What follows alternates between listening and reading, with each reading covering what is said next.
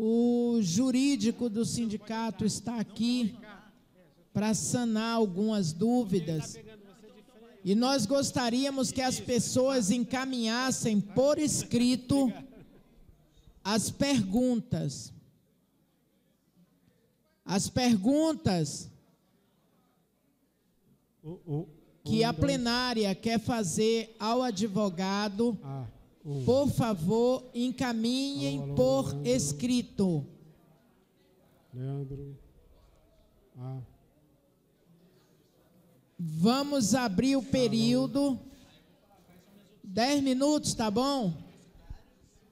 Vamos abrir um prazo de 10 minutos para que encaminhem à mesa as perguntas que querem que seja feita ao advogado. A plenária está esclarecida.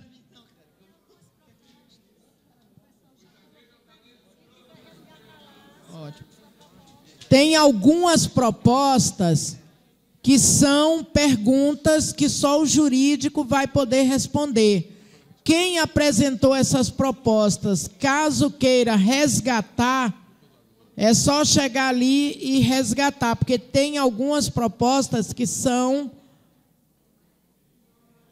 para serem encaminhadas ao jurídico. São 3 horas. Às 3h10 nós encerraremos o prazo para que as perguntas sejam encaminhadas ao advogado do sindicato.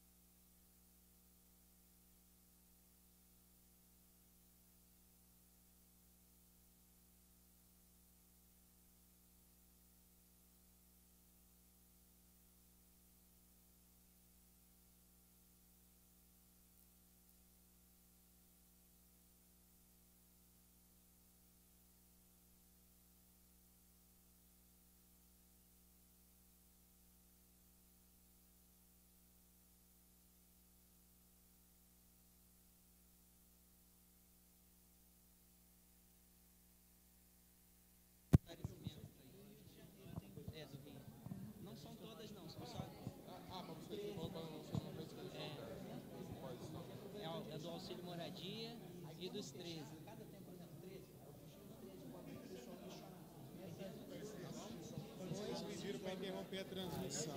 Essa parte agora é para transmitir ou não? Pode, na hora que... Porque ele disse que não vai ser só isso. E se em caso do novo plano, se vai ser suprimido. E se for suprimido, se a pessoa vai poder... o retroativo não, é isso aí. A constitucionalidade substitutiva. Só o que eu perguntava lá. eu até para você ver uma estratégia para o governo não deixar passar. Mas a gravação continua gravando. Gravar é para gravar tudo, entendeu? Só a transmissão e a gente avisa, mas é para gravar tudo.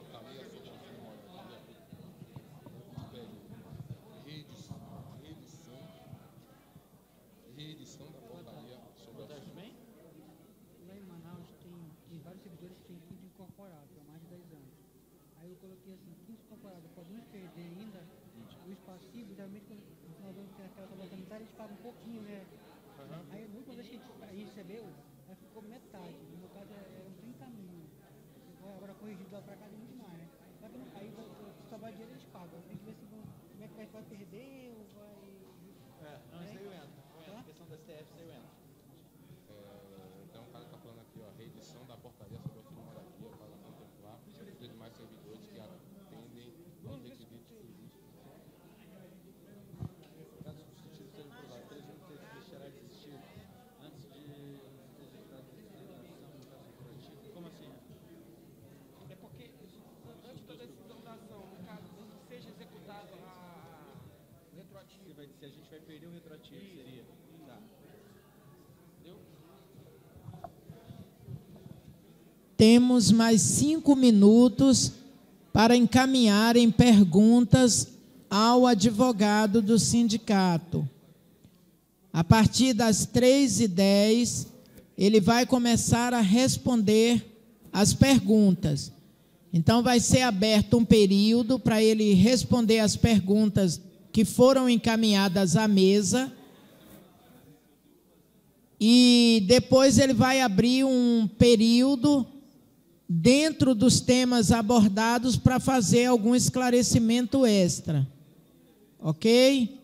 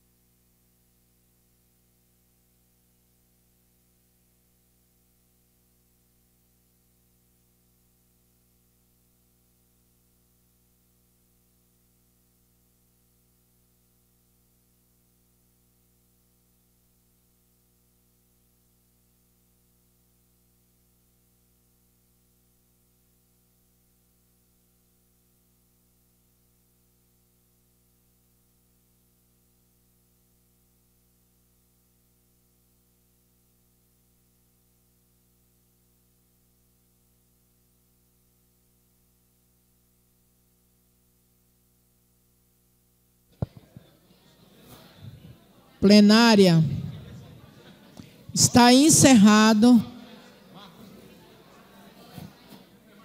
Foi até às 15h10.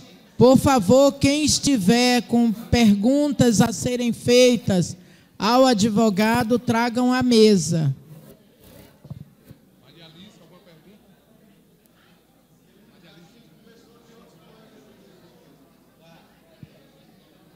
Já são 15h12. Nós marcamos até as 15h10 as perguntas a serem encaminhadas ao advogado. Tem alguma pergunta?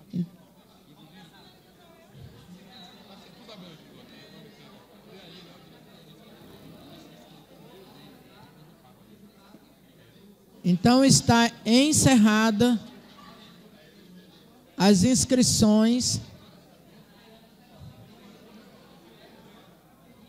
Tem ainda algum colega com... Eu gostaria que levantasse a mão, caso tenha alguém que esteja finalizando. Ok, fechamos. Podemos passar para o advogado começar a responder as perguntas. Ok, doutor Bruno.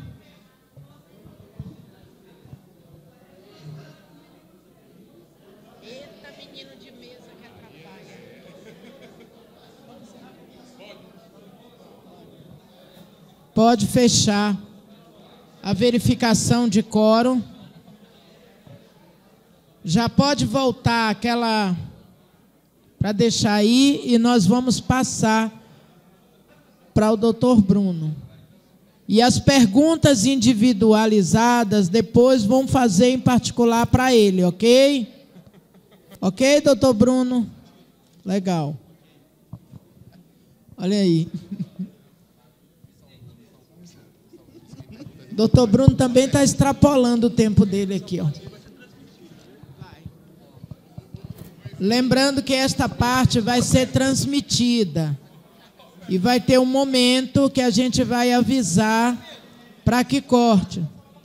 Ok? Doutor Bruno, por favor. Você vai entregar isso aqui com devolução desses aparelhos para poder constar em ata. As pessoas devolveram e eu fiz esse termo para constar em ata.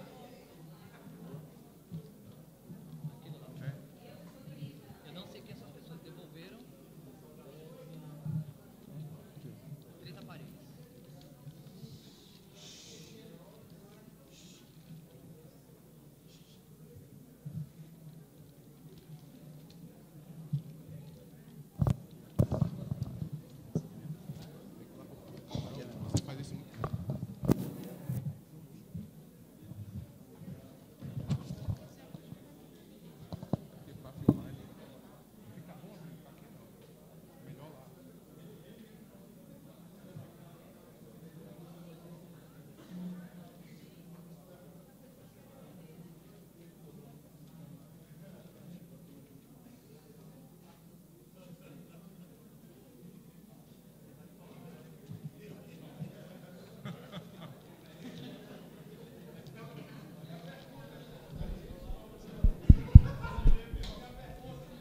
Qual pergunta?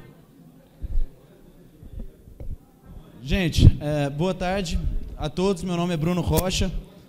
E, por favor, pessoal do fundo aí. Tá, obrigado. O que acontece? Eu não estava esperando realmente ter esse tempo para o jurídico.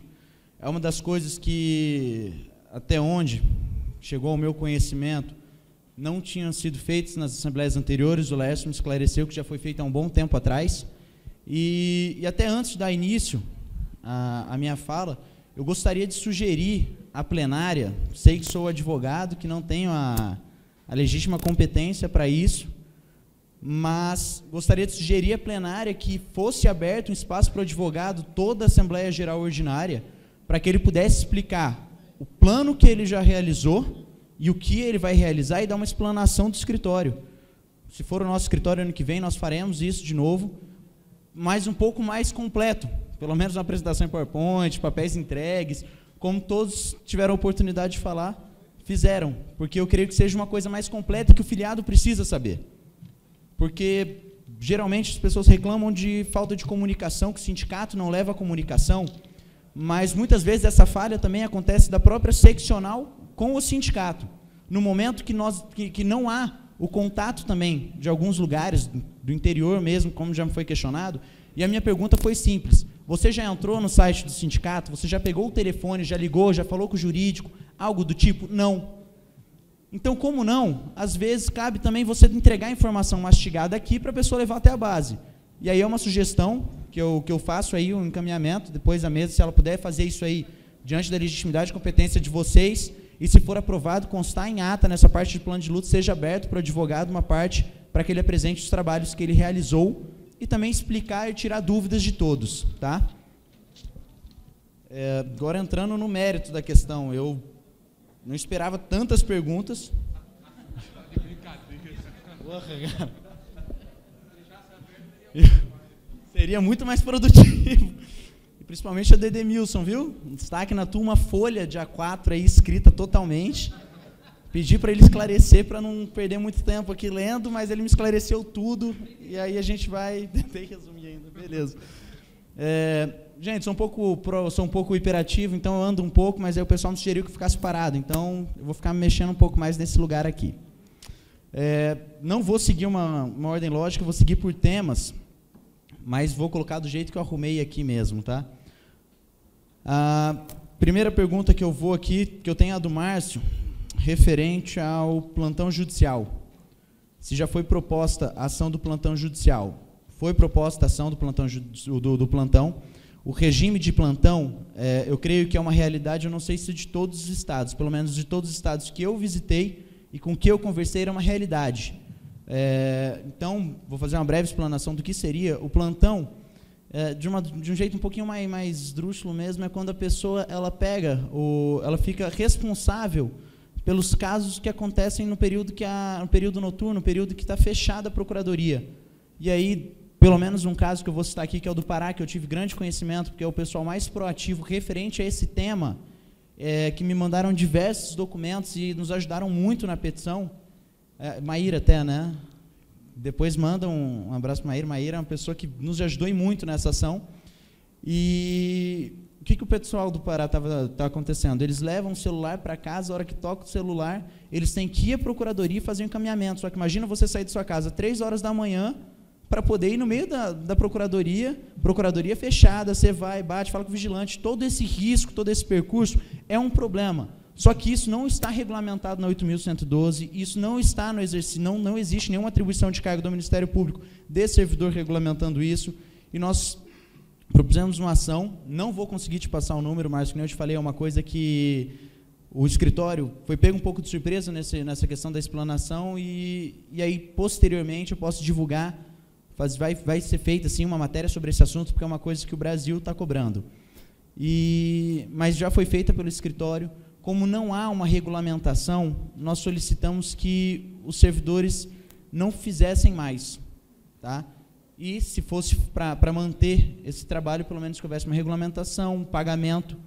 E até quem me passou também, o Renato Cantoni, o Coni, todo mundo lá, o Renato Marins, me passou uma regulamentação que tem dos procuradores, que está no Conselho de Assessoramento Superior, para ser aprovado, mas para procurador. Para servidor não temos nada. Então, pelo menos essa medida judicial vai garantir que os servidores não exerçam mais essa atribuição, que, ao meu ver, é de alto risco, para você receber 1 para 1h30, 1 para 2, né? Acho que é 1 para 2 agora. Você trabalha 1 hora, quando você vai lá, aí cada estado está fazendo da tua maneira, mas aí tem 1 para 2 que foi regulamentado na última vez. Foi até no acordo de greve, né? Foi um acordo de greve de cada 1 hora trabalhar 2 horas. Foi, vamos dizer assim, não é um dos melhores dos acordos, mas foi pelo menos o início de uma regulamentação. O Márcio está aí? Tá. Vocês se sentem contemplados com a resposta? Segundo ponto. Quantas e quais ações hoje estão tramitando no sindicato de casos coletivos? João, Essa daqui, gente, eu vou colocar em casos coletivos, deve estar em torno de 65 ações, dos mais variados temas possíveis. Então, se eu for explanar aqui agora, nem de cabeça eu tenho essa capacidade. Então, como eu disse, não é uma coisa que nós nos preparamos para isso, e por isso que eu trago como necessário você ter o horário do advogado na próxima GO, que aí ele vai poder apresentar para vocês todas as ações que estão e todos os encaminhamentos que estão sendo, tá? Vou para a próxima pergunta, então. Pode ser, João? A plenária concorda também que eu passe para a próxima pergunta, porque essa pergunta aí ela é bem leonina, pois não?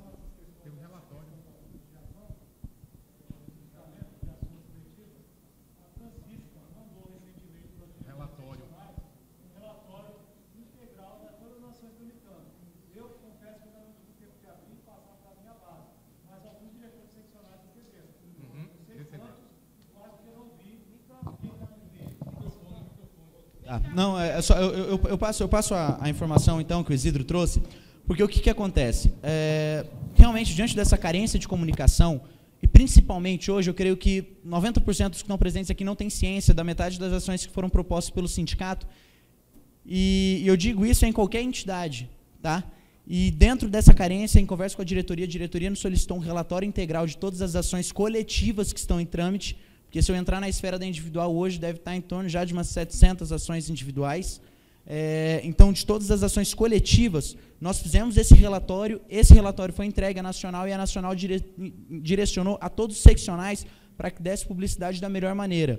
Mas já está sendo também feito um trabalho em conjunto, escritório com a diretoria e o pessoal que fez o site, para que todas as pessoas que tenham interesse já tenham acesso, um espaço no site para ter acesso direto ao andamento da sua ação. Isso é uma coisa que em conversa, nós achamos extremamente produtivo, e você também estimula o acesso ao site do sindicato, e as pessoas começam a ver mais o que está acontecendo, quais são as atualizações, como está realmente o sindicato, as últimas notícias. De repente entra para ver do teu interesse individual, que a gente sabe que todo mundo também é estimulado por interesses individuais, e isso vai ficar muito aflorado na parte dos 13,23%. Então, a partir desse interesse individual, nós conseguiríamos contemplar ele com notícias coletivas. E daí o interesse de colocar isso no site do sindicato. Vejo com bons olhos, e é uma matéria que já foi deliberada pela diretoria, e isso aí depois vai ser, quando for levado à frente, vai ser divulgado a todos. Segundo tema, desvio de função de... Acho que foi até o Alexandre que me passou.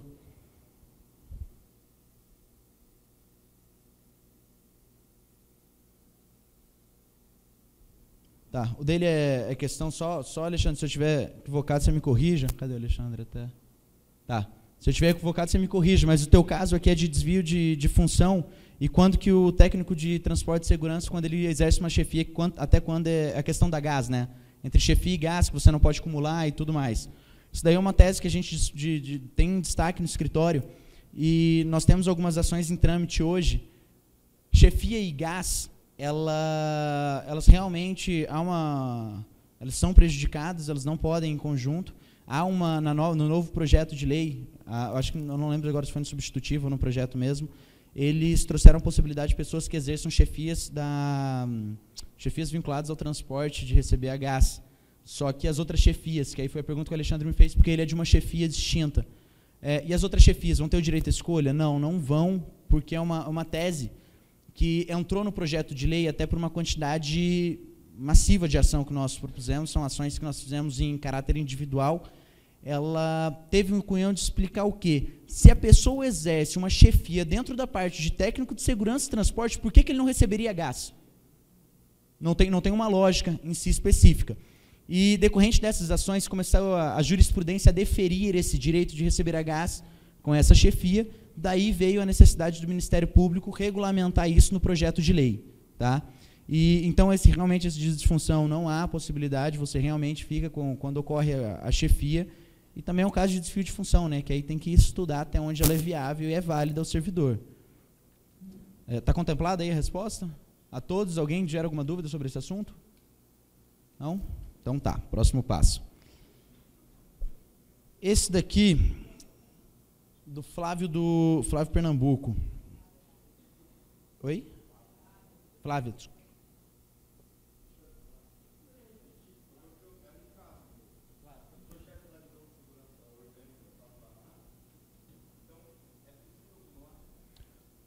hoje você não tem uma regulamentação que possibilite a acumulação, mas cabe uma ação para regulamentar, para conseguir essa acumulação, porque você exerce a mesma finalidade. Entende? O risco em si eminente que dá o benefício da gás, você exerce, você está nele. Você está no mesmo quadro, você está na mesma situação, exercendo a mesma função. Então, isso é possível, hoje, através de ação judicial. Após o novo projeto, você vai ter esse direito já. Tá? Flávia, desculpa. A questão da Flávia, ela me trouxe, acho que agora eu vou entrar eu queria deixar os 13 para o final, vocês concordam? Que eu acho que os 13 vai ser o tema mais polêmico aí.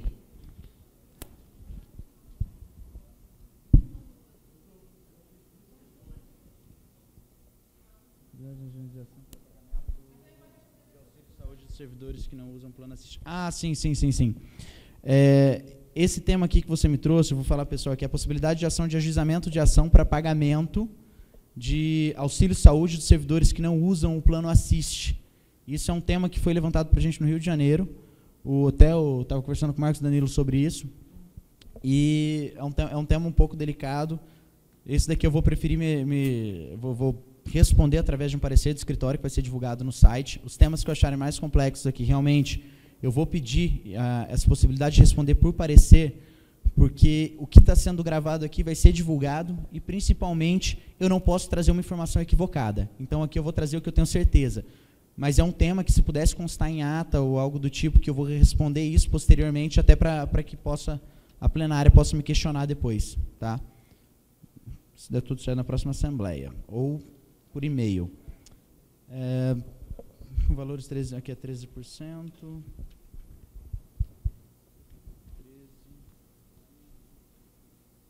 Laércio. Questão do plano assiste, contribuição do plano assiste, ação de prestação de contas. Laércio, isso daqui ficou deliberado na última GO. Tomei conhecimento deste tema no decorrer dessa GO. Eu acho que daí a importância de um advogado participar em tempo integral da GO, porque você toma ciência do que acontece aqui. Porque é tanta coisa, tanta demanda, tanta coisa que é gerada e criada, que muitas vezes chega para o escritório em parte, ou às vezes o escritório mesmo, você encaminha a ata para ele e fala, procura aí, verifica as ações, dentro disso, verifica os documentos cabíveis, e não há proatividade do escritório nesse ponto. Essa daqui é uma questão que, ao meu conhecimento, não existe essa ação ainda protocolizada. Questiona a diretoria, tem ciência, ainda não foi proposta.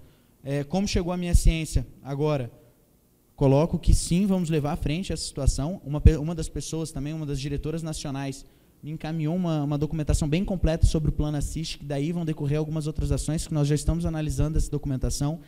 Então, assim, vou incluí-la nisso. E como já foi deliberado na GO anterior sobre esse tema, eu me coloco aqui e me comprometo com essa plenária, que vai ser uma matéria que eu vou dar prioridade, porque é algo que já está atrasado 1 ano. Então, não podemos atrasar mais isso.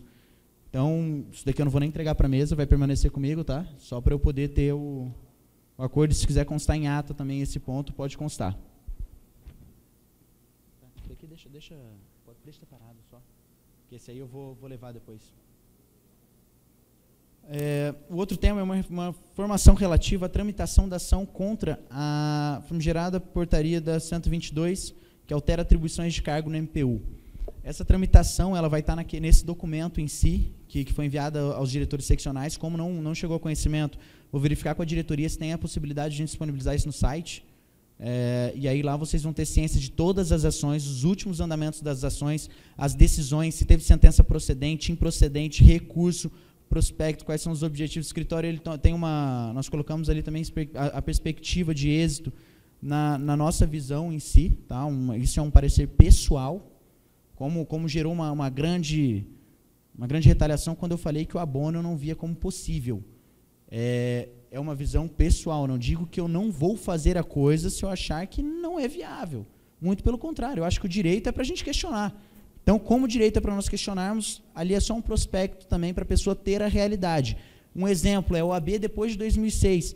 É uma ação que a chance é remota. Mas por quê? Porque a jurisprudência nos traz isso hoje. Então, não é uma coisa que a gente faz mais um apanhado da jurisprudência, mas os 13 também era remoto. Os 13 antes de nós iniciarmos com as demandas individuais, foi tido por um advogado, por um jurista de grande nome, foi tido como causa perdida. A causa perdida, os 13,23%. E hoje os 13,23% é a realidade de êxito do Ministério Público, até onde eu saiba. Então, também tudo é questionável, por isso que o direito, essa questão de não vamos ajuizar essa ação, não vamos fazer isso ou aquilo, para mim há um grande questionamento nisso, porque a jurisprudência ela é muito modular, principalmente no nosso direito, que hoje alguns, até juízes, consideram ele como um direito esquizofrênico, né? Porque você tem uma decisão no início do ano, no meio do ano você tem uma outra, e depois você já tem uma que altera a jurisprudência, que é paradigma de uma turma. Então, isso, a jurisprudência ela realmente altera. Então, nesse caso, nós vamos levar à frente, e aí eu te passo esse parecer, esse relatório, a gente vai disponibilizar no site também. Pode ser? Essa daí pode colocar na vala comum mesmo. Essa. Pois não.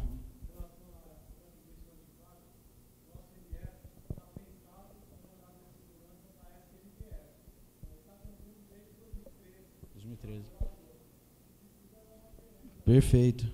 A gente teve um pequeno problema nessa questão aí. Alguns contratos de advogado permitem que o advogado permaneça com algumas ações. Ainda tá. Esse eu posso confirmar com quem que está, e principalmente digo isso das duas entidades, tanto o sindicato quanto a SMPF. Então, essa é a nossa gerência sobre o processo, ela fica limitada nesses pontos. E é uma das coisas que prejudicam muito o sindicato, gera uma morosidade e, infelizmente, é uma realidade. Só que aí tem alguns casos que a gente já está estudando para realmente retirar dos advogados quando há uma ingerência, há uma incapacidade para a gente puxar para o escritório.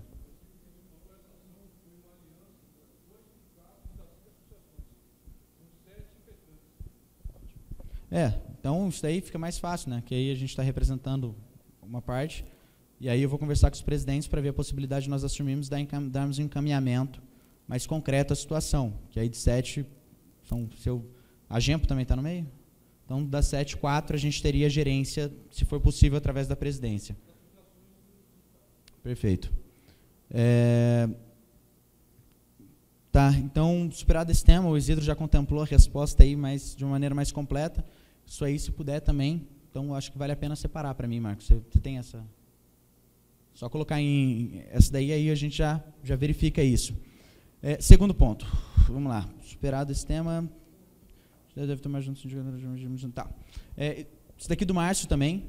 Explique que atitude o filiado deve tomar ao sindicato relativa à diminuição da margem consignável. Isso daqui é um tema muito polêmico.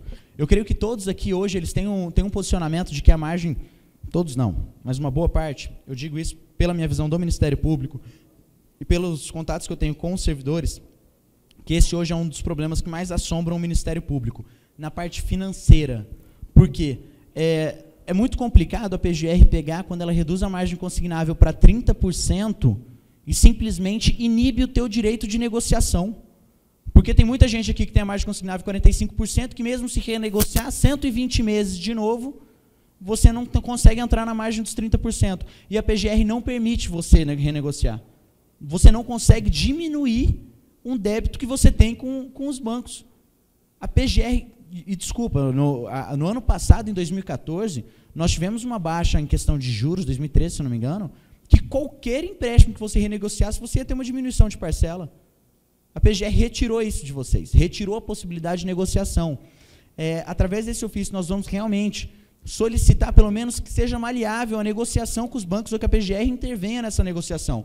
Porque o erro ali foi dos bancos em conjunto com a PGR. Não tem essa questão. Nós tivemos êxito em ações individuais do escritório, que nós questionamos o próprio banco e reduzimos a margem consignável para 30%.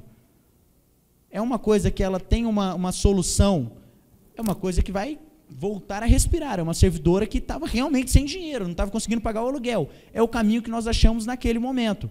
Hoje, eu vejo que isso também prejudica, porque ela cria um vínculo eterno com aquele banco. Então, acho que a renegociação ela é necessária, mas sem trazer ônus aos servidores. O que é isso? Não prorrogar juros Porque o que acontece? Se você prorroga juros, o servidor está tendo um ônus por um erro da administração. Então, acho que é um trabalho que tem que ser feito, sim. Chegou já a solicitação para o escritório, e isso nós vamos levar à frente. Mas daí é uma ação que vai ser coletiva mesmo, filiado, isso daí já está sendo estudado pelo escritório há um bom tempo, é uma bandeira que nós assumimos no ano passado, tanto que nós fizemos ações individuais, servidores já tiveram a margem reduzida para 30%, e agora nós queremos levar ela para a via coletiva. Só que aí nós procuramos hoje qual é o melhor caminho para a via coletiva para não prejudicar o servidor, para não ser um tiro que vai sair pela culatra, né? A gente tem que realmente tomar um cuidado aí, bem cauteloso. E aí, a partir disso, o escritório já está verificando e nós vamos fazer algo coletivo referente a isso. Tá? Alguém tem alguma dúvida sobre esse tema, já que é um tema bem polêmico? Por favor. Não, isso daí é de imediato. Assim, dentro das urgências que nós temos, após já vai ser analisado também, porque é uma das coisas que o servidor tem urgência nisso. Não, o pedido administrativo pode ser feito sim, tanto que a redução foi feita através de um pedido administrativo de uma servidora. Então, assim, isso pode ser feito, não tem problema.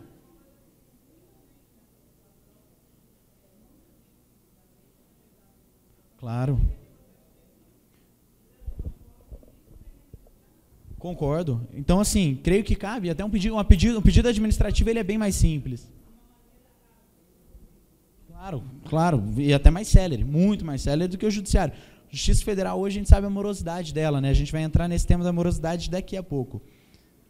Então, isso aí vamos levar à frente. Daqui a pouco não, agora. Pergunta da Gleides Mara.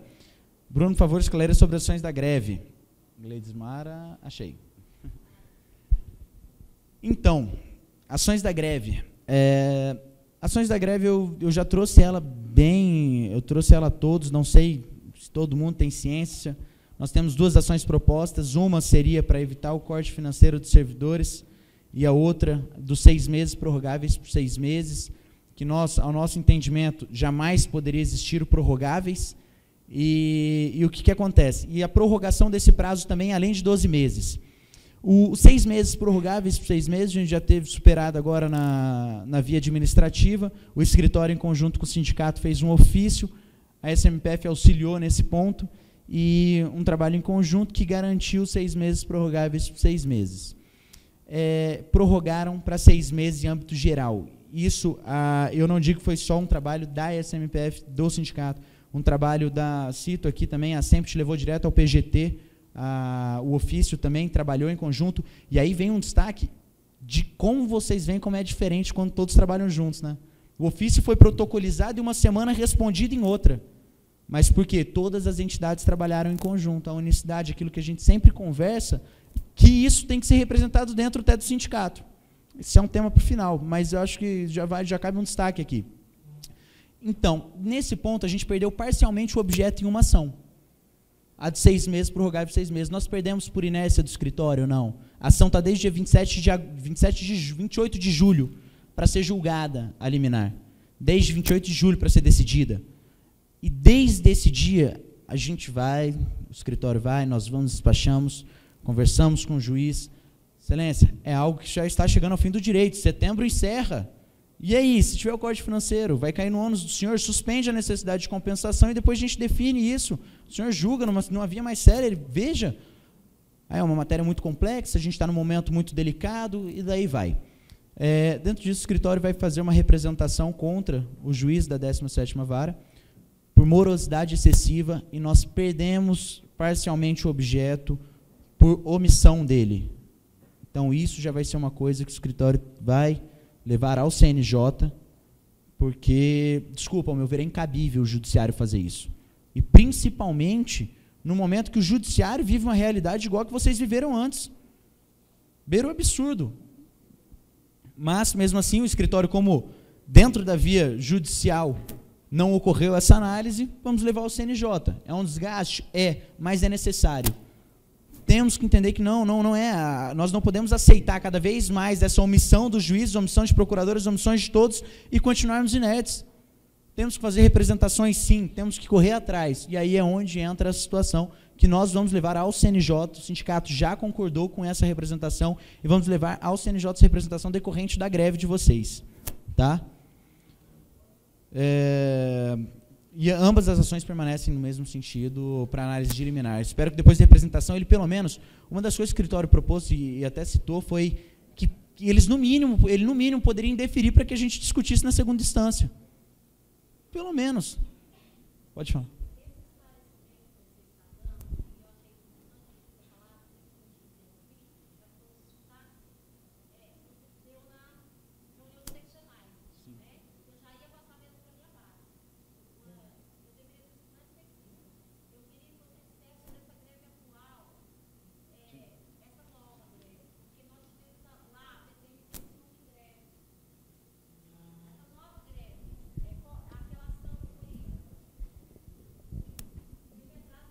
Mandado de segurança para que não ocorra... Tá, perfeito.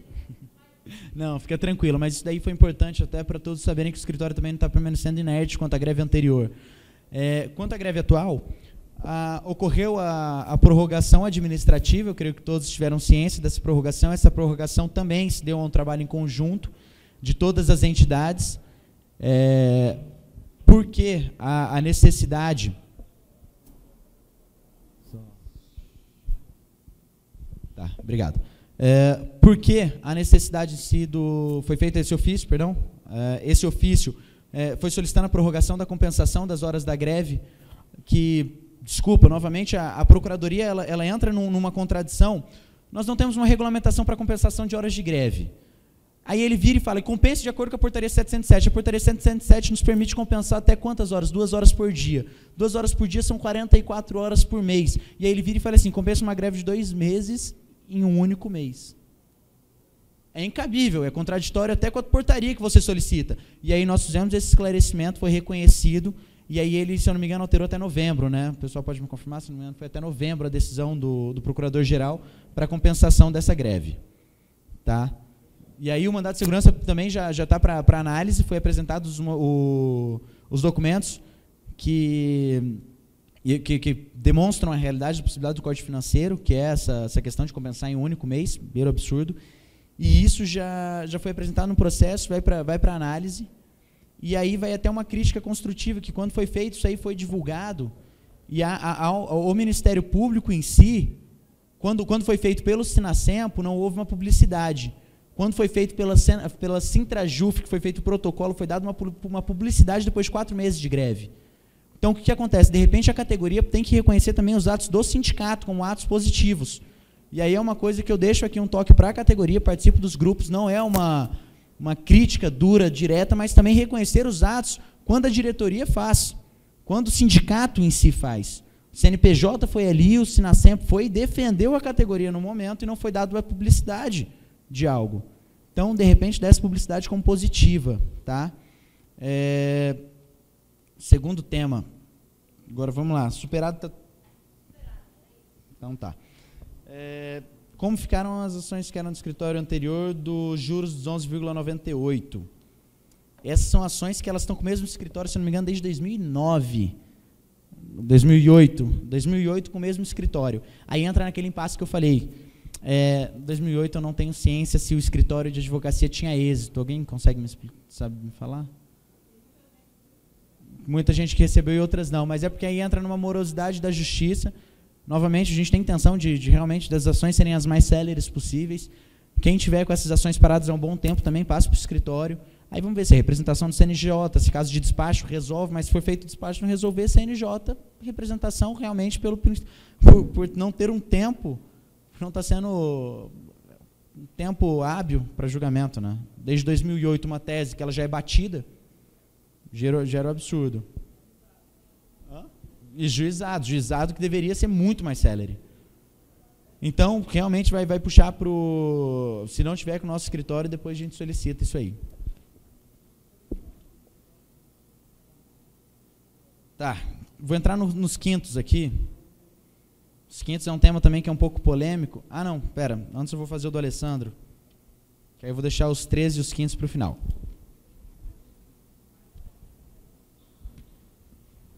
O caso que o Alessandro me trouxe, Alessandro Sato, PR Londrina, e é uma pessoa que tem uma proatividade ímpar também diante aí da categoria. Queria parabenizar ele, mandou um e-mail, me cobrou, me ligou, e o caso dele é um caso que eu acho que há em todo o país, porque pelo que você me passou a resposta foi da PGT até, né, da Procuradoria Geral do Trabalho, a portaria regulamentando desvio de função de técnico administrativo e analista também. O que seria esse desvio de função regulamentado? O analista e o próprio técnico administrativo, eles têm que exercer a função do técnico de segurança e transporte. Só que isso você tira a vaga do técnico de segurança e transporte. Isso, ao meu ver, é um absurdo. Não é aqui falando que uma categoria é melhor que a outra, mas não é. Mas desvio de função é desvio de função. A partir do momento que a gente pega um técnico administrativo, retira do exercício da função dele e coloca para realmente fazer a segurança do membro, você está tirando a oportunidade de um técnico administrativo, um técnico de segurança e transporte. Aí você tem todo o ônus, vamos dizer assim, você tem o ônus da situação e você não ganha gás. Você tem um ônus, mas não tem um bônus. É uma coisa que é questionável, e isso vai ser analisado pelo escritório, chegou para a gente durante essa semana, vai ser analisado pelo escritório.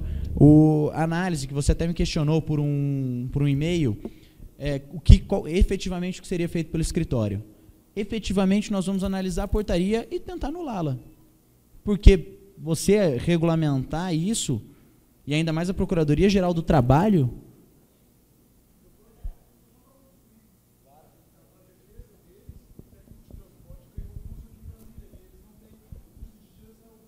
claro, você teve o direção. A gente participou dessa parte toda. A gente tem, dentro dessa parte de técnico, de segurança e transporte, a gente tem uma certa ciência sobre isso. Tanto isso, quanto eles não têm a possibilidade do porte de arma, não vão ter possibilidades, eles vão ter todo o ônus, mas a parte do bônus e todas as garantias, eles não têm. Então, de repente, isso aí é até questionável. Bateu, vai pedir para o cara compensar, mas espera aí.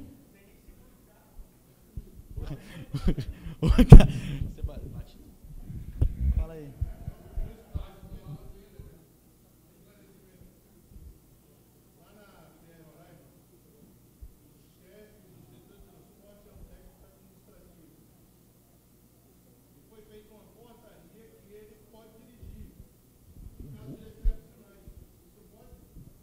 Aí que está.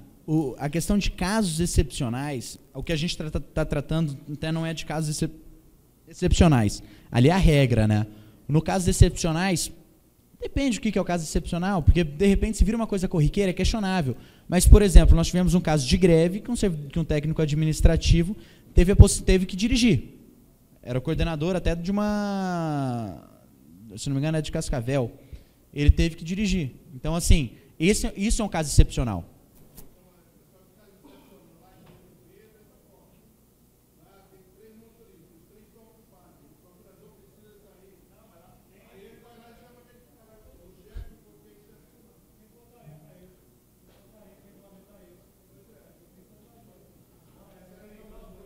Aí é onde a gente tem que entrar no mérito. É por isso que eu estou falando, casos excepcionais, tem que ver se não está tendo um abuso da excepcionalidade também. Tudo é questionável. Aí é onde a gente tem que verificar. Que nem todo dia não é excepcional. Todo dia você precisa de mais alguém. Então já sai de aí você questiona até a validade em si, né? Quer fazer uma contribuição?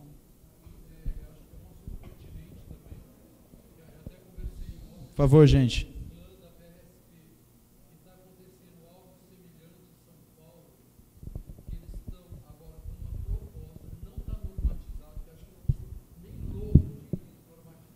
Não duvide do Ministério Público.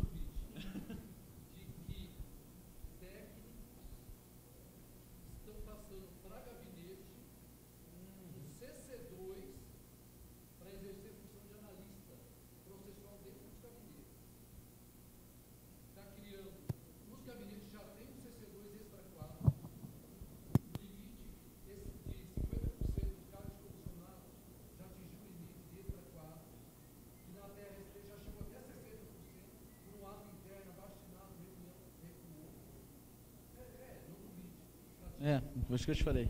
Já tem uma analista, vai ter um CC2 extra 4 e agora vão puxar, porque tem que dar o CC2 para dentro da casa, não pode mais. Então está puxando PR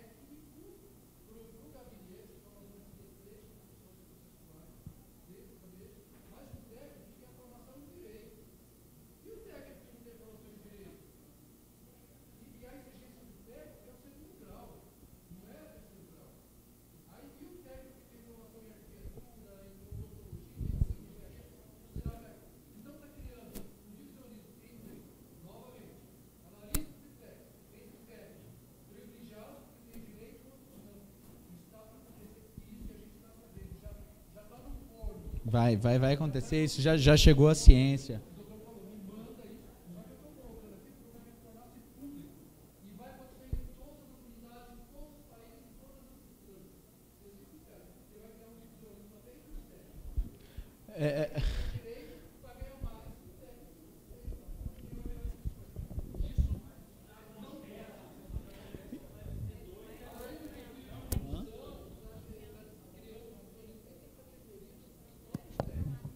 Mas é isso daí que está acontecendo. Só uma explicação, eu vou entrar no mérito político das. Claro. Não chama na lista dos concursos, fica parado na lista, o bolo de concurseiro já está sabendo, porque eles têm que exigir concurso. Chega dessa palhaçada. Mas aí é onde eu te pergunto, o que é mais barato, um técnico CC2 ou um analista? Para o órgão. Técnico CC2. Mas você não tem dúvida. O que está cabendo? O que está acontecendo no Ministério Público é uma coisa que está acontecendo hoje em todos os ramos não vou dizer em ramos, em toda iniciativa pública. Você está economizando, você está pegando o técnico lá, dando uma função para ele, algo do tipo, que sai muito mais barato que o analista, porque o analista ele ainda vai progredir, carreira, tudo mais, vai ter até o final da carreira, sai muito mais barato. Mas muito mais barato. Aí o que acontece? Você está tendo o quê? O que tem acontecido dentro do Ministério Público, que muitas pessoas até me trazem, você está tendo a extinção de cargos. E entre elas, o analista, daqui a pouco, você vai ter pouquíssimos analistas que vão coordenar, o resto vai ser comissionado e técnico com função comissão. Novamente eu digo, não é denegrindo A, B ou C, mas todo sistema ele precisa de uma conjuntura, ele precisa de todo o time completo. Não tem como. Mas aí não, isso aí é que nem você falou, quando regulamentar a gente questiona isso aí. Isso aí quando sair a gente vai, isso aí é uma coisa que nós vamos levar até o fim. Porque isso para mim é um dos maiores absurdos. Não, hoje é uma realidade de fato. Hoje é uma realidade de fato. Agora vai se tornar uma realidade por portaria. Com certeza. Mas aí o que acontece? A gente entra naquela questão, né? O prejudicado não vai atrás. Fábio.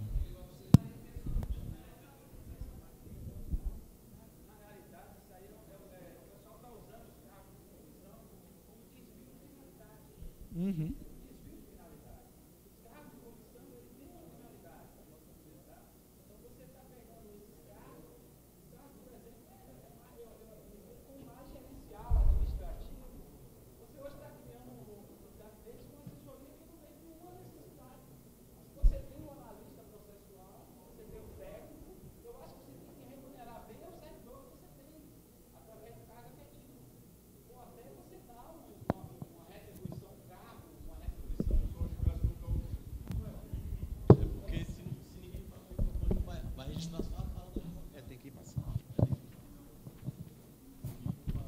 Doutor Bruno, se me permite uma colocação a respeito desse desvio. O problema é o seguinte, companheiros, a nossa lei ela diz que 50% dos cargos comissionados têm que ser ocupados por servidores do quadro efetivo. Então, a discussão que a gente tem que fazer, evidentemente, que a administração, quando chama um técnico, ela quer utilizar mão de obra barata, né? Mão de obra barata, não mão de obra muito bem qualificada, mas de forma barata. Não chama os analistas para compor o quadro necessário, como também não chamam quando dão o cargo comissionado para o extra-quadro. Agora, esses 50% do extra-quadro, do cargo comissionado, que tem que ser do quadro efetivo, a gente tem que discutir se ele é devido somente ao analista processual ou ao técnico com formação jurídica também. Isso é uma discussão que a gente tem que fazer. Porque os 50% desses cargos, eles têm que ser preenchidos por servidores do quadro efetivo.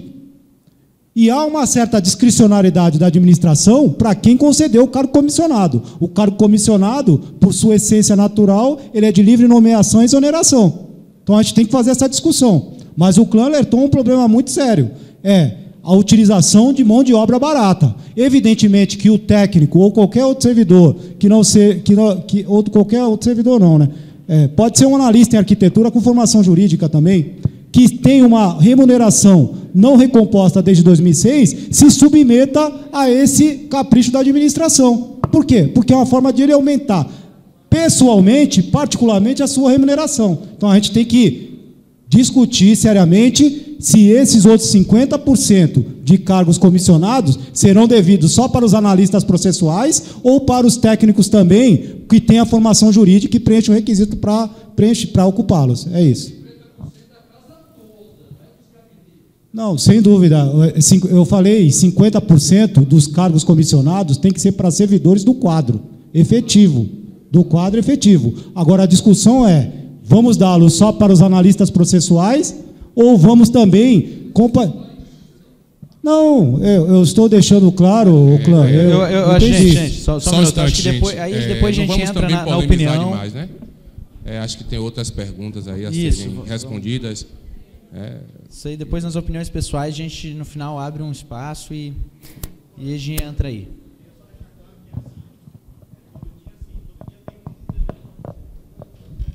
Todo dia que eu falo tem assim, tem um servidor que não é técnico de segurança de transporte que está dirigindo o veículo, ou é analista ou é técnico.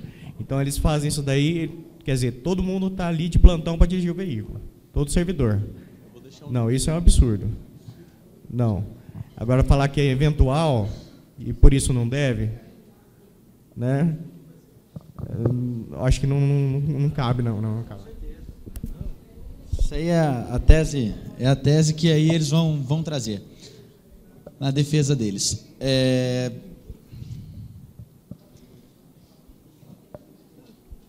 Cadê o Edemilson, cara?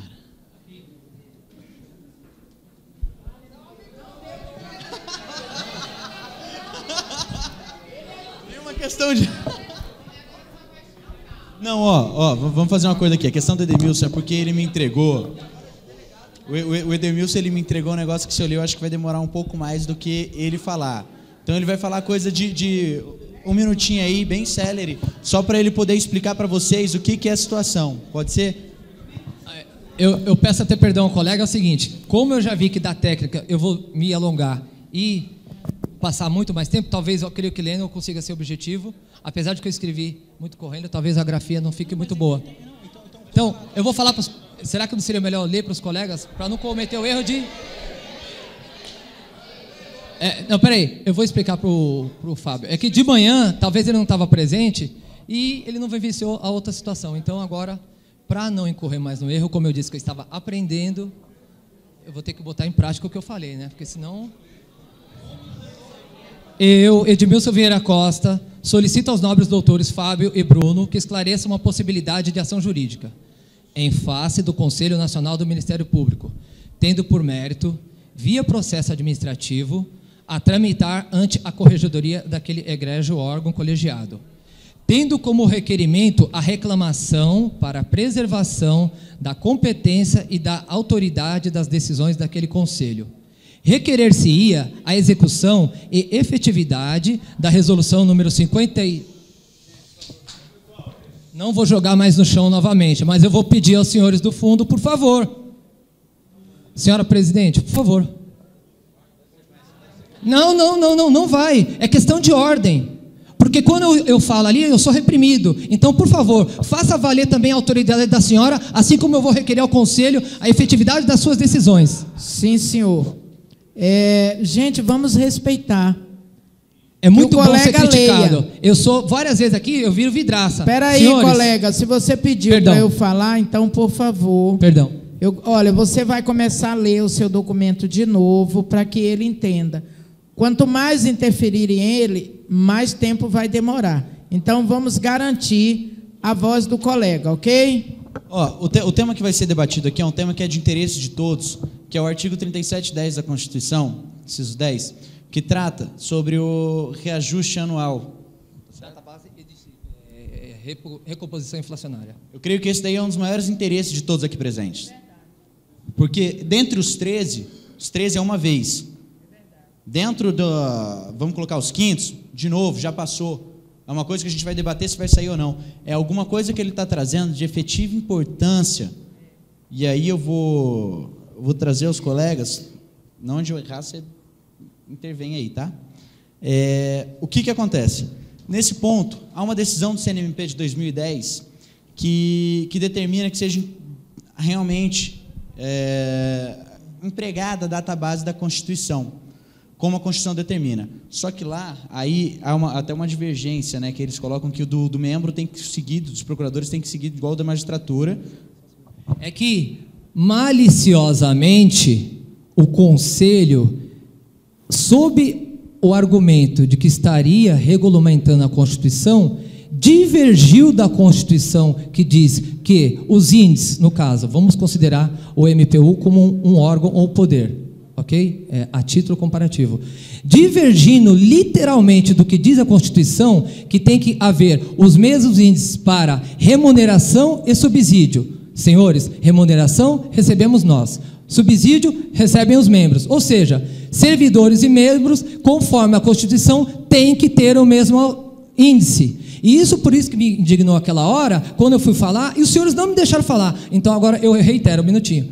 Os senhores não têm ideia do quanto isso vai refletir na nossa vida daqui para frente.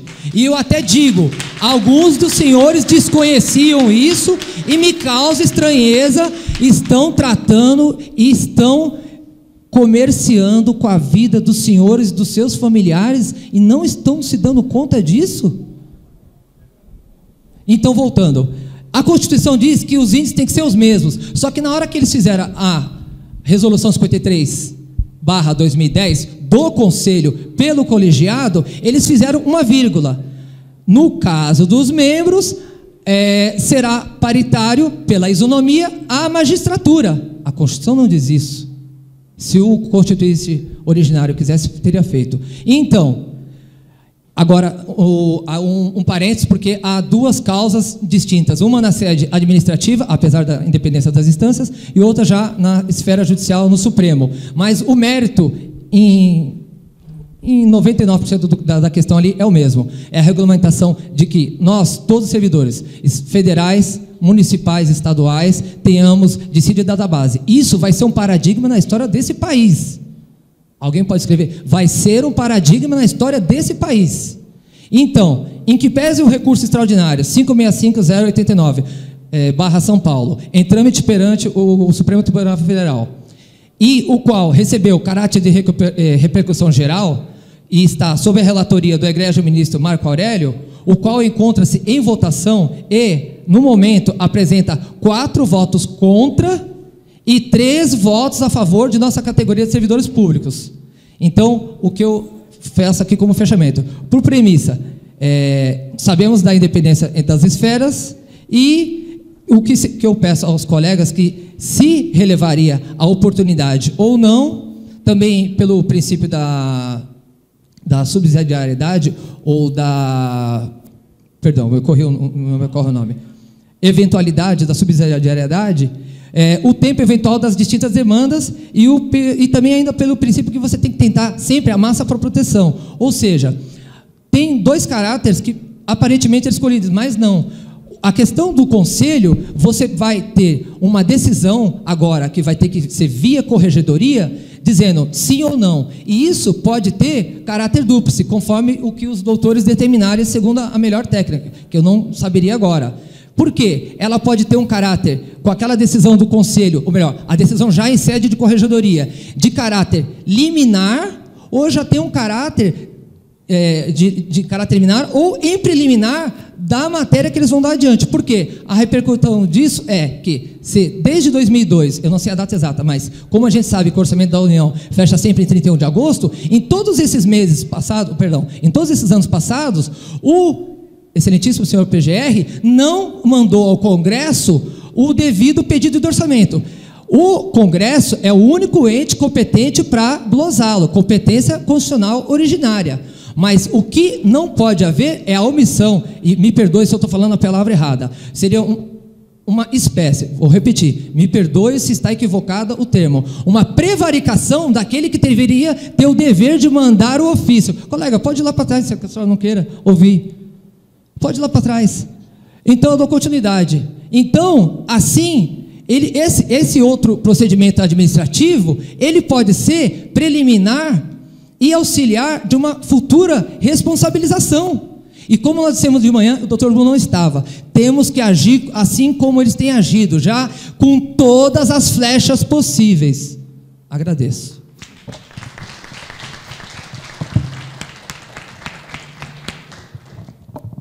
Queria agradecer o colega, pedir para ele fazer uma explanação, porque nesse assunto, toda vez que ele explana, para mim, ele tem uma clareza ímpar, tá? E é um tema complexo, mas é um tema que o escritório notou também, e é por isso que a gente começou esse debate até, essa conversa, e realmente, a questão aqui, a omissão e a prevaricação do próprio PGR em solicitar isso, acho que não é surpresa para ninguém, né? E até hoje é tido como a data base em si do servidor público, era tido como a possibilidade de quebrar o Estado. Se ele realmente tivesse o aumento em si, quebraria o Estado. Essa é a defesa, e isso é por isso que em nenhum plano, nenhum projeto de lei existe a data base. Como você regulamenta isso? CNMP tem competência para regulamentar isso? Não, porque ele não pode determinar que o ordenador crie despesas. Ele pode declarar aquele direito, como ele fez, e ainda distorcendo, mas ele declarou um direito que para você já é garantido constitucionalmente. Agora vem, aonde deveria ter sido empregado isso que não foi, de início, para demonstrar mudança?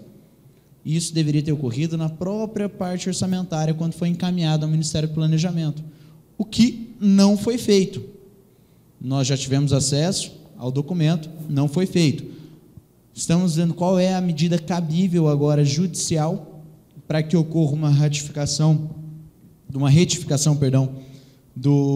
desse orçamento, porque pelo menos a database eles poderiam incluir ali, não a database, mas pelo menos um reajuste anual para o ano que vem, né? Não tem aquela questão que o próprio Jucá falou, não, está no orçamento porque não tem projeto de lei, mas antigamente já não tinha projeto de lei porque não está no orçamento.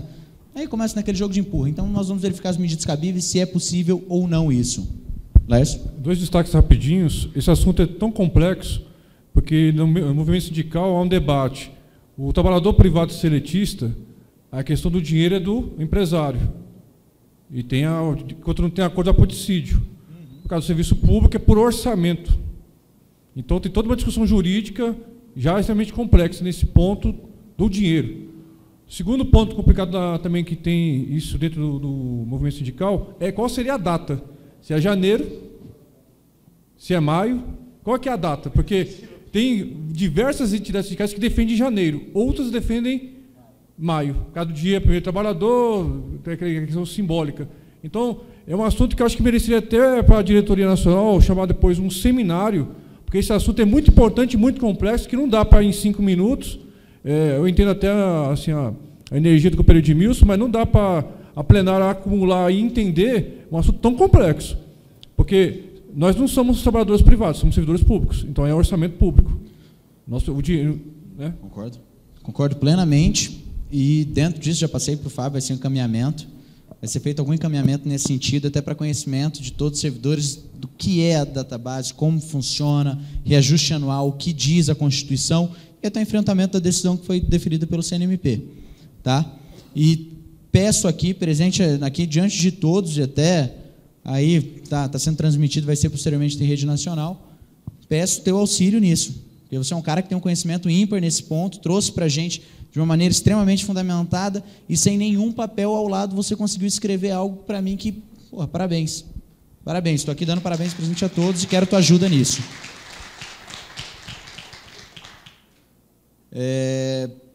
Dando encaminhamento,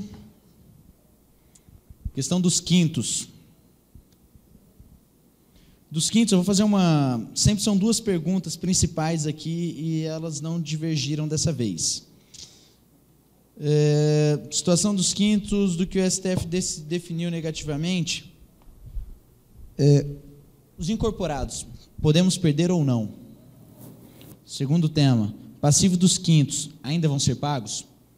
Nestor, quer completar o teu papel? Quero sim. É que tomei conhecimento que o PGR entrou com embargo de declaração. Qual que é o efeito, né, dessa diligência promovida pelo PGR? Tá. O que acontece?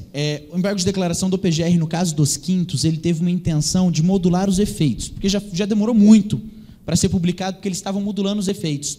Só que aí ele queria uma clareza ímpar em um ponto especial. Vai atingir as decisões administrativas ou não? Lá no acórdão, a primeira vez que nós lemos, o escritório entendeu que não atinge as decisões administrativas e as decisões transitadas em julgados. O embargo de declaração dele um pouco fica mais nesse sentido. E até pelo texto que ele redigiu, segue no mesmo entendimento. O que acontece? Os quintos aqui, eu vou fazer uma parte, claro. Não atingir as decisões administrativas significa que não vai atingir quem já teve. E aí é onde eu vou entrar? O quê? Não, tem um strike de um dinheiro a pagar. A gente tem esperança de receber? Esse aí é o maior impasse, eu acho, nosso. O que acontece, gente? Os quintos, incorporação. É uma matéria extremamente delicada ao momento que ele pega e o STF julga. Vamos supor, na pior das hipóteses, que ele venha e interfira no viés administrativo. Segurança, cadê a segurança jurídica administrativa? Você não tem mais. Transitou em julgado, o negócio é de 2002, 2003. Temos o quê? 13 anos, 12 anos disso. Simplesmente agora o STF decidiu, vamos lá e retirar isso? Beirou absurdo. Então, ao ponto, vai entrar no enfrentamento de princípios que eu creio que o STF não vai fazer. Por isso que ocorreu o embargo de declaração do PGR.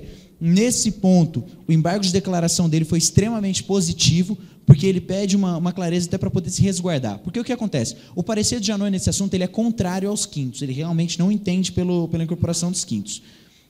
E como é que a pessoa que emite o parecer contrário vai garantir que na casa dele continue sendo pago? É contraditória essa fala em si. Então ele pediu para que o STF se manifestasse, esclarecesse esse ponto. Minha visão quanto a isso: decisões administrativas, elas têm o mesmo trânsito julgado, ela tem efeito, e se o STF fizer isso, vamos assim, não tem porquê nós discutirmos mais nada administrativamente, porque tudo que foi discutido administrativamente até hoje pode ser questionado na justiça e chegar ao efeito que está tendo do STF, de uma decisão que o Ministério Público não está, ter o efeito a todos os servidores. É complicado. Dentro desse meu panorama, aí eu jogo um outro enfrentamento. Os quintos, eu vou trazer o caso de uma única pessoa que eu tenho ciência. É um servidor que hoje o vencimento bruto dele é de 15 mil. Tá? Tem 30% comprometido, ou seja, ele tem 5 mil comprometido hoje com empréstimos consignados. Dos 15 mil, os quintos dele representam 5 mil reais. Se a gente tira os quintos dessa pessoa, a gratificação, vamos voltar, o salário dele vai retroagir para 10 mil. 10 mil, 50% consignado. Os outros 5 mil, você ainda tem todas as deduções. Você já imaginou como é que vai ser a vida dessa pessoa? Então, o Ministério Público, ao momento que se o STF definir algo desse tipo, eu diria, juridicamente, já é algo extremamente questionável, que eu acho que ele não vai fazer esse enfrentamento e não vai à frente de quem já recebe hoje. Tem pessoas que recebem por liminar, essas pessoas sim vão ser realmente afetadas, mas pessoas que tiveram trânsito julgado ou foi deferido administrativamente, não há como questionar. Porque você entra numa esfera não só hoje jurídica, mas também social. Então, esse eu não entendo, não vejo como possível a retirada dos quintos para quem tem já hoje, para quem recebe hoje os quintos, ao meu ver, e todo o escritório, não vai ocorrer a retirada dos quintos, não vão perder. Aos passivos, sigo no mesmo entendimento. Se eles concederam administrativamente, isso não pode ser questionado no STF, retirar um direito que é seu, é um direito adquirido, já é seu. E isso eu vejo como não possível, mas apenas só vamos ter certeza dessa resposta após a análise do embargo de declaração do PGR, que aí vai ser mais um bom tempo para ele poder analisar. Tá? Quanto aos quintos, vocês sentem contemplados? Tá, agora vem o último ponto, os 13,23%. Quem está dormindo, acorda aí, viu, gente? Que agora, pelo amor de Deus, aí depois o pessoal vai falar, tem que explicar lá na base, aí a base não entendeu. Agora está todo mundo aqui para entender e levar para a base. Agora nós vamos parar a transmissão, ok? Nós gostaríamos de pedir que pare as transmissões, porque tem coisas para discutir aqui que não é de interesse de toda a sociedade que queiram ter acesso, ok? Precisam aí de uns minutinhos.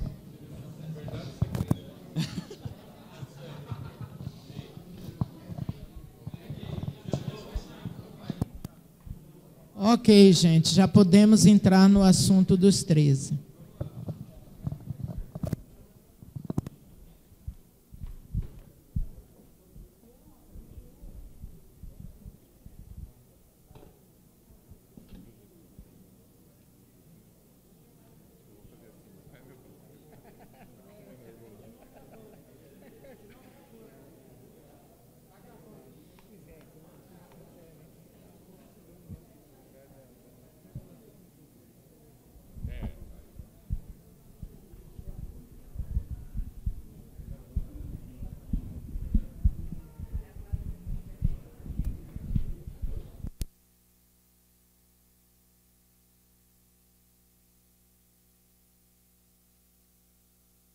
Vamos voltar então. Todo mundo tinha beber água, já foi, ao banheiro já foi.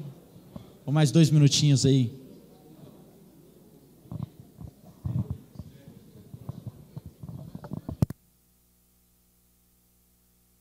Tá. Gente, então, referente a... Só vou entrar no mais um mérito aqui, por favor, a todos. Vou entrar no mérito também, do Alessandro, acho que eu não entrei nessa questão que você me passou da ajuda de custo para remoção. Quando a pessoa participa do concurso em si, das vagas, isso daí é uma coisa que ele me passou. Então, esse é um tema que é de relevância, eu acho que é interessante nós passarmos a todos. Isso aí foi uma solicitação do Alessandro e também nos ajudou muito na parte de fundamentação. Concurso de remoção, tem ajuda de custos ou não? Há o entendimento da administração que não tem ajuda de custos porque é uma remoção que você solicita. E você teria ajuda de custos se a administração solicitasse. Nesse ponto, foi feita uma tese em si, o Alessandro, novamente, que destaca um trabalho ímpar também nesse ponto, que quando a administração abre a possibilidade de remoção, ela tem interesse de ocupar aquela vaga. Então, o primeiro interesse em si demonstrado vai ser da administração e não da parte. Então, não seria uma requisição em si do servidor. Sim, ele está requisitando, mas a administração precisa de alguém para preencher aquela vaga. É uma tese que está no início, sendo explorada até, a gente já fez a ação dele, e isso aí, posteriormente, nós vamos divulgar, porque, de repente, é uma ação que tem viabilidade. Antônio?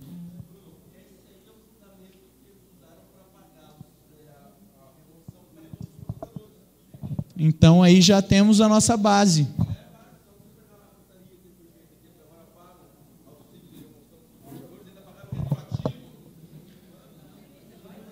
Então, está aí mais uma tese lançada. Isso aí, quem foi de... Então, já é uma coisa que vai ser levada, então, aí. Inclusive, juízes e membros estão conseguindo judicialmente com base no 8.112.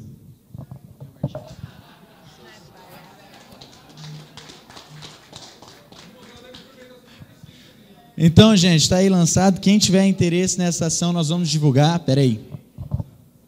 Tem uma experiência em relação a isso aí?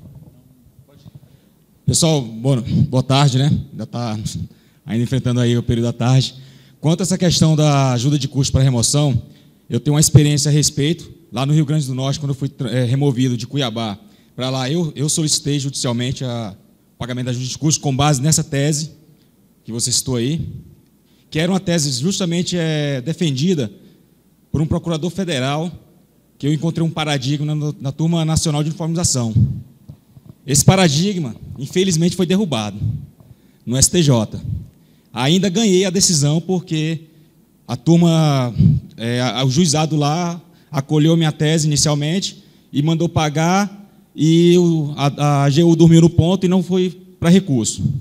Quanto à Turma Nacional de Uniformização, no STJ, estava em discussão o caso do procurador federal.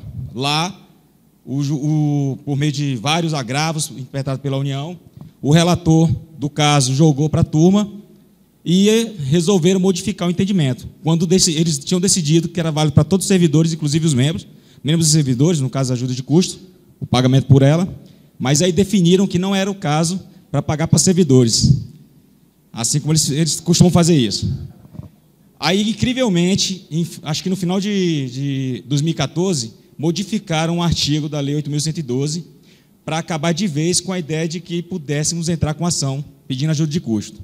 É só para deixar esse ponto claro aí, porque muitos colegas lá perderam a ação depois disso. Ficou suspensa a ação de muitos deles, por conta do paradigma que estava ainda, no caso, sendo julgado pelo STJ, né?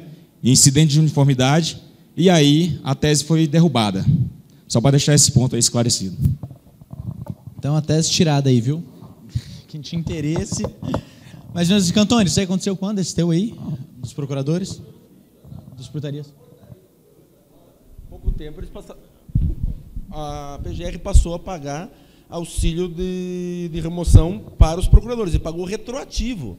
A portaria retroativo até 5 anos das últimas remoções. Então, o procurador, quando é removido, ele tem direito a 3 salários na remoção, 3 salários dele, até 3 salários, 1 por cada filho, e ele pode pedir nos últimos 5 anos as remoções que ele fez. A cada remoção que ele faz por ano, porque eles não têm prazo para remoção, ele pode remover 2, 3 vezes no ano, mas uma remoção por ano ele pode pedir auxílio. E eles embasaram a portaria nessa tese. Entendi. Me tira uma dúvida. Só que o colega esclareceu que foi o STJ... Mas, então, o STJ ele definiu essa parte. Membros teriam direito, servidores não. Seria...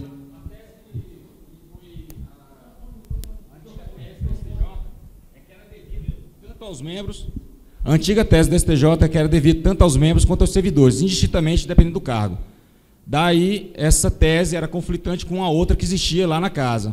A Turma Nacional adotou a tese, essa primeira, em favorável a gente, que foi levada à frente. A AGU questionou isso por meio de agravos, sucessivos agravos, e a turma do STJ, para unificar e pacificar o entendimento, resolveu derrubar essa tese aí, passando a colher, deixando, ou seja, na verdade, negando o direito aos servidores, né?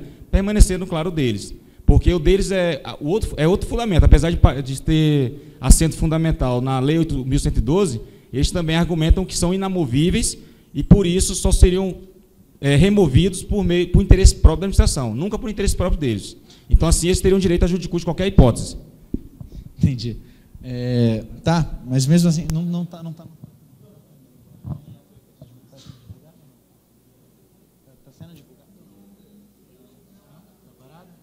Tá.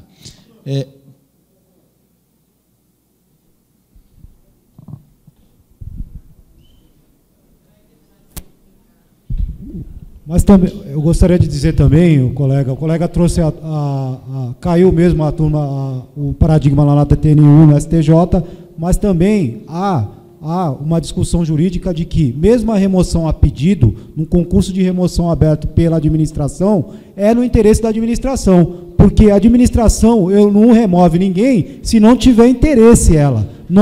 Eu não estou me removendo porque eu quero.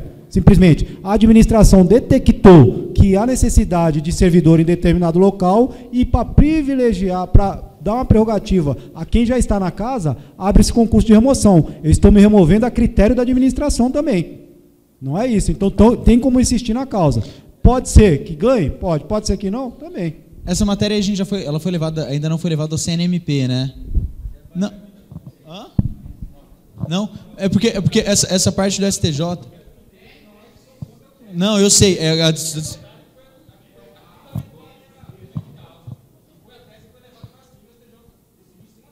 Não, então a gente vai verificar. O escritório vai verificar quanto a esse assunto. Dependendo, se a gente verificar a viabilidade, vamos pelo CNMP também. Então, como nós já temos paradigma do membro, vamos levar dessa maneira aí também. CNMP aí diverge também, né? Nós temos o exemplo dos 13 aí que divergiram. Então, por que não levar?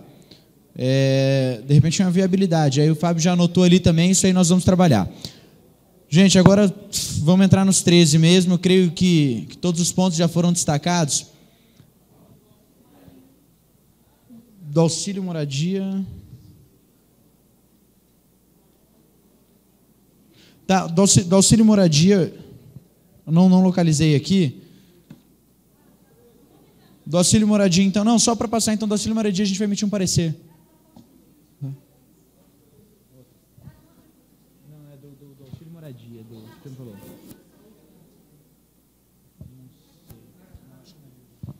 Qual é a sua PRE?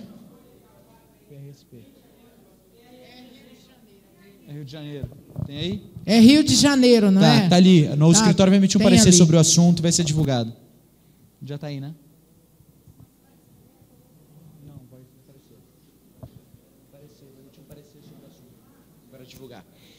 Tá. Questão dos 13, o pessoal me trouxe algumas perguntas, e aí se vocês quiserem mais alguma coisa, vocês vão já me passam. Dados de transjulgado da decisão judicial, ajuizamento da execução, qual será o critério para abrangência dos filiados beneficiados, qual o posicionamento do TRF1 quanto à necessidade de comprovação da filiação, e os outros dois são dos substitutivos. Tem mais algum assunto, alguma pergunta desse tema, assim, que vocês acham imprescindível para explanar? Que dos 13 vou fazer uma explanação geral, tá?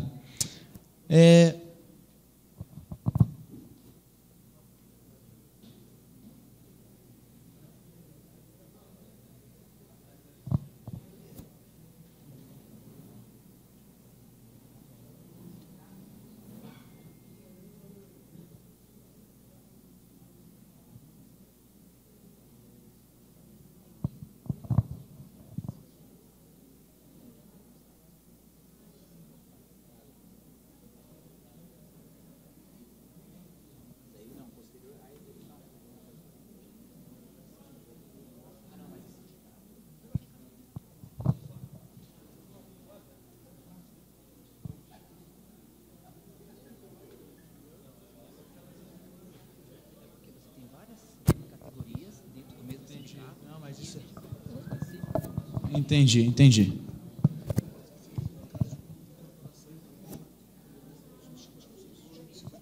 Não, já está aqui também. É porque eu vou primeiro tratar dessa ação e depois eu entro no substitutivo. Gente, então, a questão dos 13,23%, o dia 28 de julho foi um dia que foi até um marco interessante para o Ministério Público, que tivemos o êxito tanto na ação judicial, rescisória, quanto na decisão administrativa. Um pedido de providências feito pelo sindicato com as associações e também a rescisória do sindicato judicial. Questão de determinação de incorporação pela via judicial. Vou esclarecer primeiro o judicial, depois eu entro no mérito do administrativo. Judicial transitou em julgado? Não transitou em julgado. Por que não transitou em julgado? O Ministério Público Federal, no dia 19 de agosto, opôs embargos de declaração no acórdão proferido. O que é embargo de declaração? Que foi o pessoal até falou, Bruno, não é todo mundo que vai entender. É quando nós temos omissão, obscuridade ou contradição no acórdão em si. Quando o advogado em si utiliza o embargo de declaração, quando ele quer fazer uma peça preparatória para um recurso para o STF. O que nos impressionou? A AGU e o MPF foram intimados na mesma data. A intimação ocorreu no dia 7 de agosto, o prazo inicial foi dia 9 de agosto, o prazo fatal seria no dia 20 de agosto. Ocorreu o embargo de declaração do Ministério Público com 5 páginas, e o embargo de declaração, que ele até, quando você lê, você não entende muito bem ele. Que ele questiona a competência, que a competência deveria ser do STF para julgar aquele caso, ele traz de uma maneira bem confusa, e ao final ele traz um parágrafo que explica todo o embargo de declaração.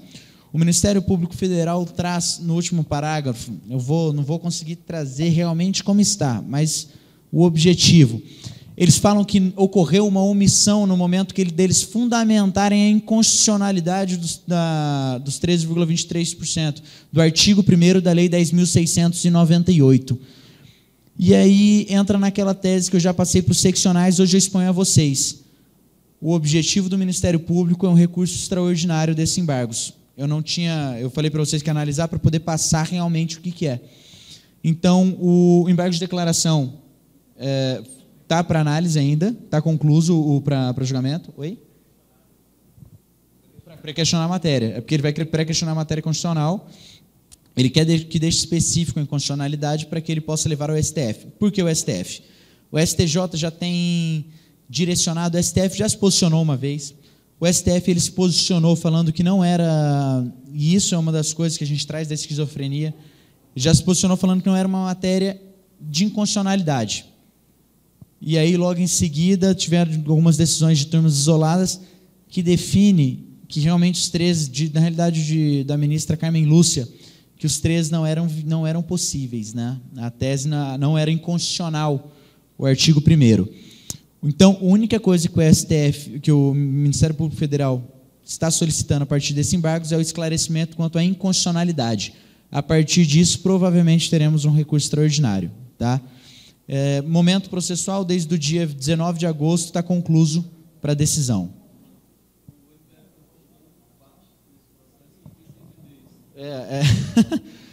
Está postulando como Ministério Público Federal. Ele entrou como interessado.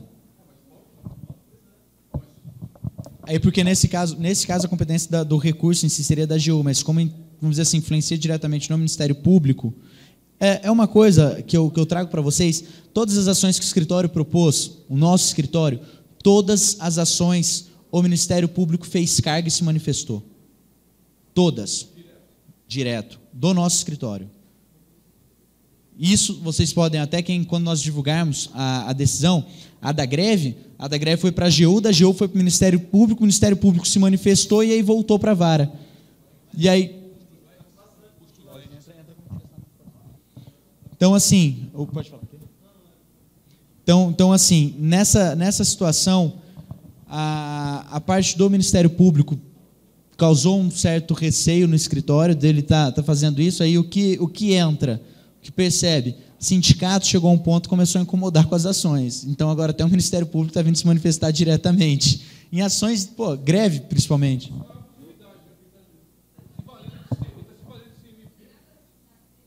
Ainda não, porque o juiz ainda não deferiu. A gente vai apresentar ainda. Nesse ponto, houve a manifestação dele, está concluso para o juiz se manifestar referente a isso. Então, assim...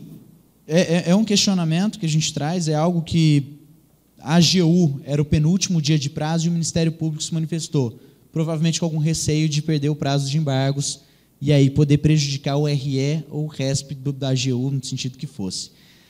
Mas isso aí também o escritório já está levando em consideração, vamos levar à frente todas as teses, queremos a decisão primeiro de como o TRF vai decidir sobre isso e nos manifestaremos no processo.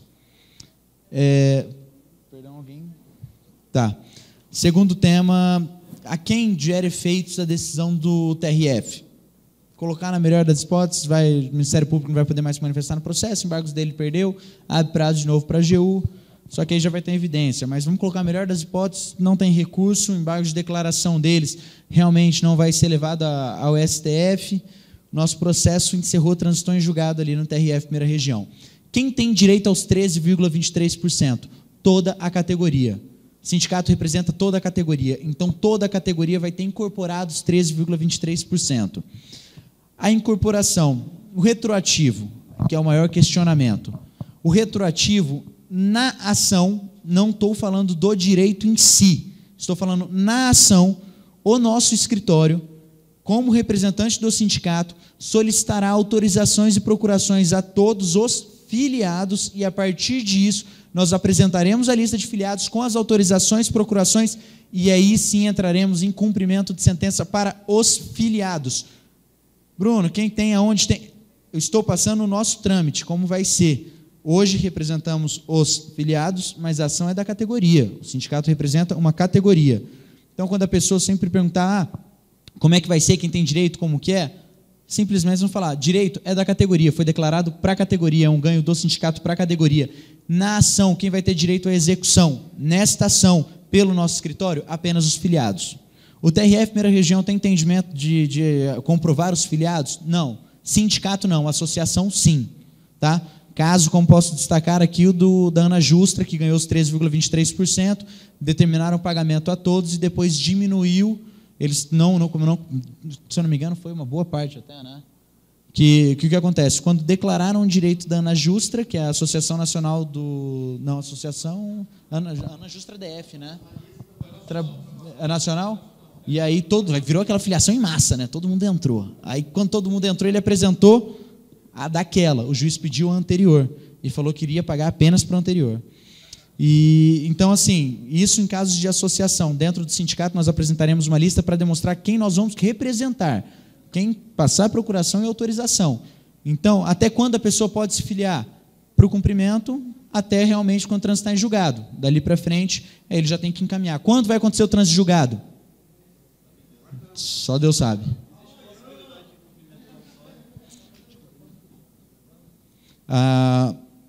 Gustavo perguntou se teria possibilidade de cumprimento provisório. Não, não existe. É uma tese que foi levantada por outro escritório no TRF, mas não é cabível, só com trânsito julgado nesse caso, e aí, principalmente pelo impacto, né? Deixa eu ver. Peraí, deixa eu só.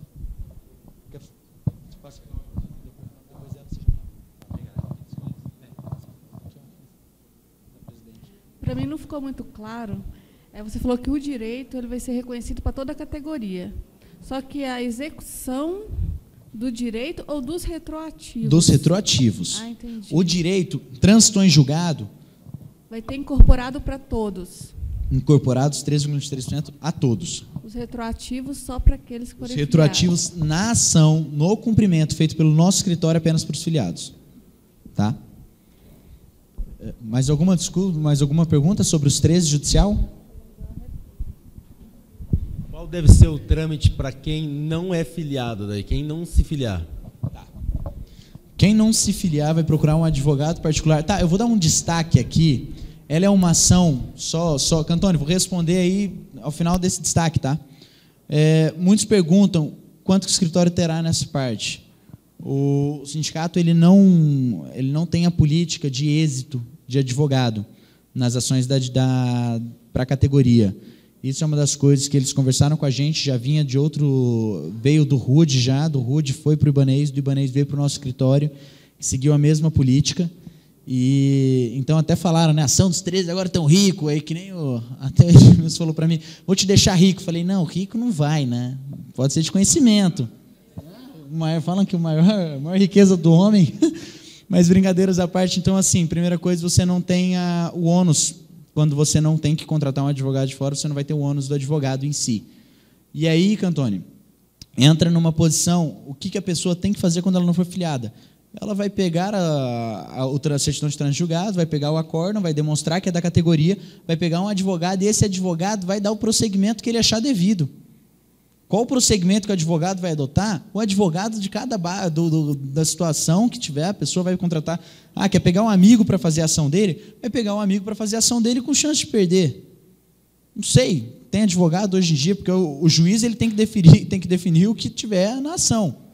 Se o pedido do cara estiver errado, então, assim, ele vai seguir o procedimento que ele deve seguir. O escritório, que ele achar por bem seguir, o escritório em si tem o nosso entendimento, e uma das coisas é não abrir também o caminho das pedras, né? Eu acho que como advogado do sindicato, o sindicato tem um dispendo para a gente. Então, quando tiver um advogado, quem não quiser seguir pela filiação, quem quiser seguir com o escritório próprio, aí o escritório dá seguimento da maneira que achar devida.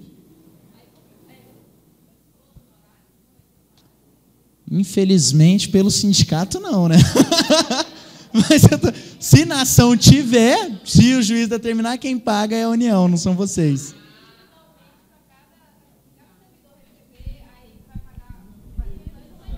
Não. É porque o que acontece? Quando você tem honorários de êxito, não tem aquele honorários contratuais, você fecha com o advogado e fala, pô, dessa ação eu te dou 10%. Então, isso não tem. Entendeu? O que pode ser a administração, o próprio juiz definir sentença, que aí ele vai definir os honorários de sucumbência, que quem vai pagar é a União ao escritório. Entendeu? Não, mas nunca. Muito pelo contrário. Se quiser reconhecer o serviço do advogado, né, gente? Advogado, porra, capacitado. E aí, assim, parte judicial, mais alguma pergunta?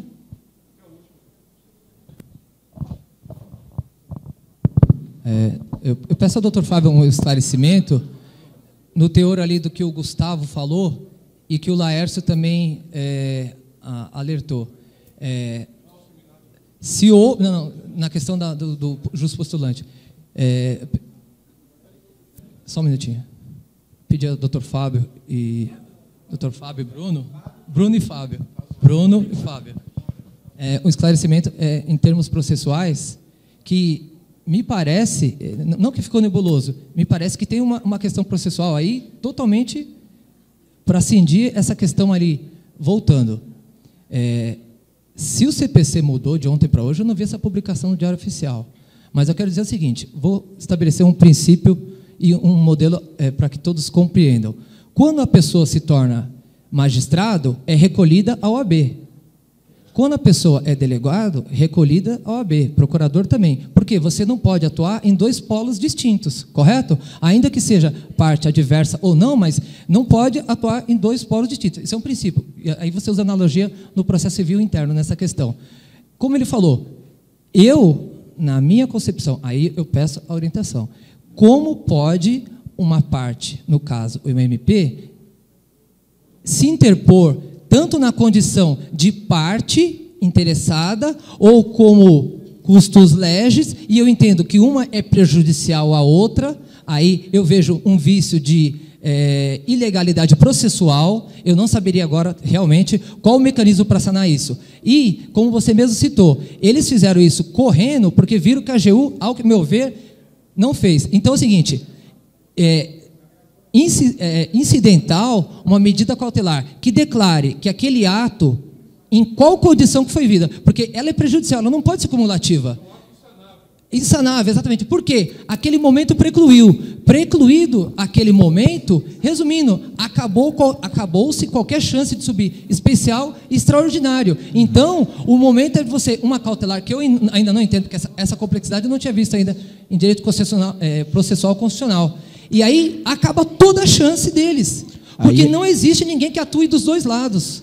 Nesse mesmo, ponto, apesar de que tive a minha OAB expedida em junho de 2003, a minha OAB foi recolhida pelo legítimo do senhor doutor PGR. Então, sob a alegação desse paradigma, desse paralelo, advogado não pode ser magistrado, advogado não pode ser delegado, nem procurador federal e nem procurador da República. Então, senhores, ainda assim, o CPC... E voltando ao que, como eu disse de manhã, e como disse o próprio procurador, pau que dá Chico, dá Francisco, ninguém está acima da lei. Como será que o Ministério Público vai inovar no CPC sem a publicação no Diário Oficial? Concordo. E é por isso que eu parabenizo você pelas explanações sempre. Isso aí, que eu te falei, vou analisar uma matéria muito complexa, é uma coisa que a gente vai ter que verificar.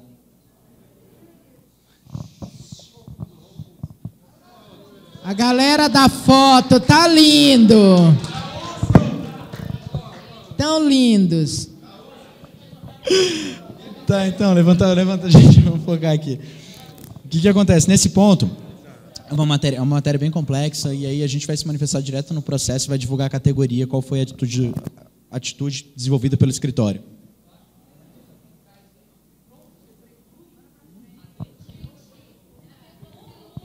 Nesse ponto...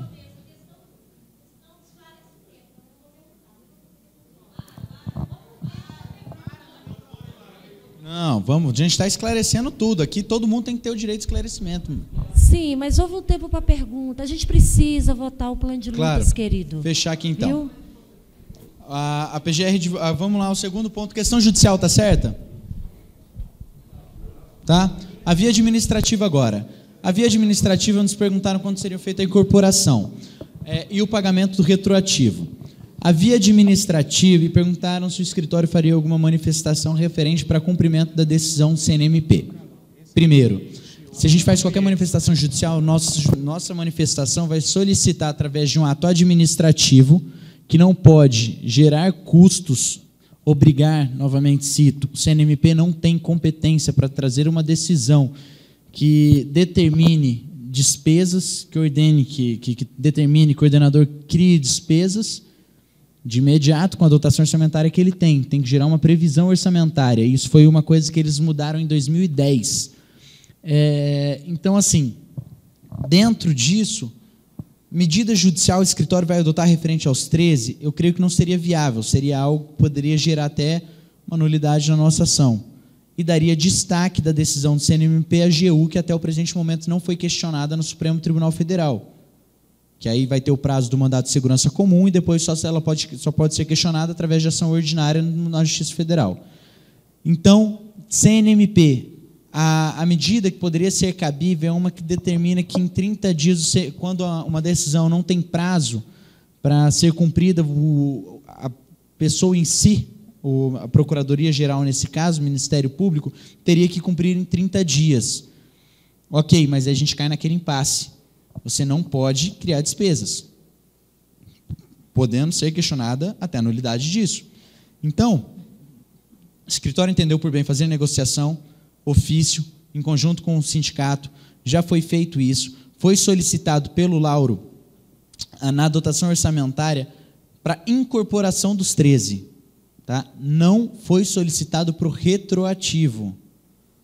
Tá? Isso eu já quero deixar claro. Na dotação orçamentária do Ministério Público, o retroativo de vocês não foi nem solicitado para ser negado. Então, é uma coisa que trouxe um destaque para a gente. Nós estamos fazendo um mandado de segurança para que não seja alterado, que a Dilma em si, o Executivo, não altere o orçamento encaminhado pelo Ministério Público. Mas, novamente, não colocaram nenhuma questão de reajuste anual dentro do plano em si, do orçamento, e nem o retroativo dos 13,23%. E aí nós vamos solicitar esclarecimentos para o Ministério Público, posteriormente ajuizar as ações cabíveis, e aí sim caberia algo no CNMP, porque a partir dessa decisão, qual que é a obrigação em si que o Ministério Público teria? Pelo menos encaminhar a dotação orçamentária, solicitando o retroativo. Mas nem isso teve capacidade. Então, aí sim, nós vamos solicitar que o CNMP adote alguma medida referente a isso. Corregedoria, como vai ser, estamos já em análise, porque nós tivemos ciência disso nessa semana. Então, é algo que nos espantou negativamente. Tá? E aí queria trazer a todos isso, porque, ao meu ver, é algo que beira o absurdo. Creio que administrativamente, uma explanação geral seja isso. Fala em retroativo, ela determina o quinquênio, 5 anos.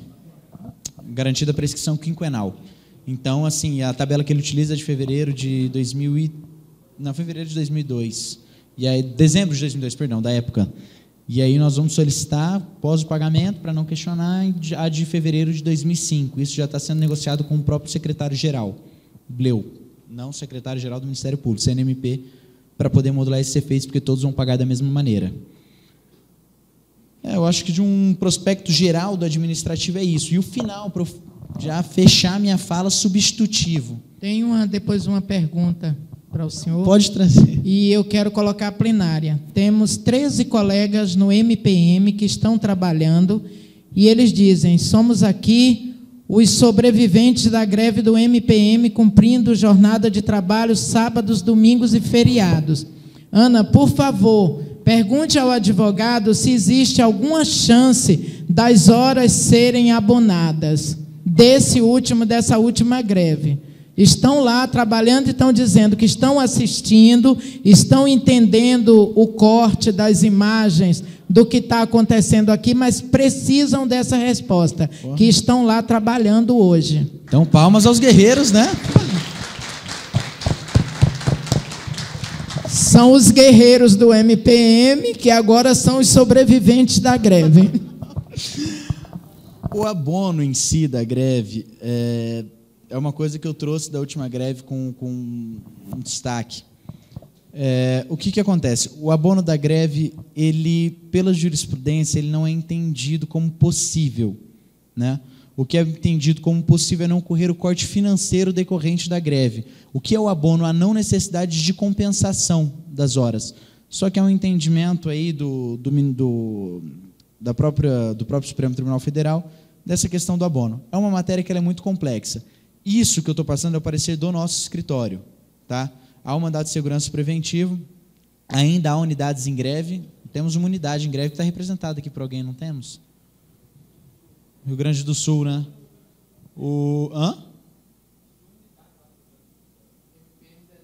Em Belém. Então, nós temos algumas unidades que estão em greve ainda, finalizando realmente a greve. Agora é um mandado de segurança preventivo ainda. Finalizando a greve, caberá a ação em si para solicitar e aí todas as medidas cabíveis.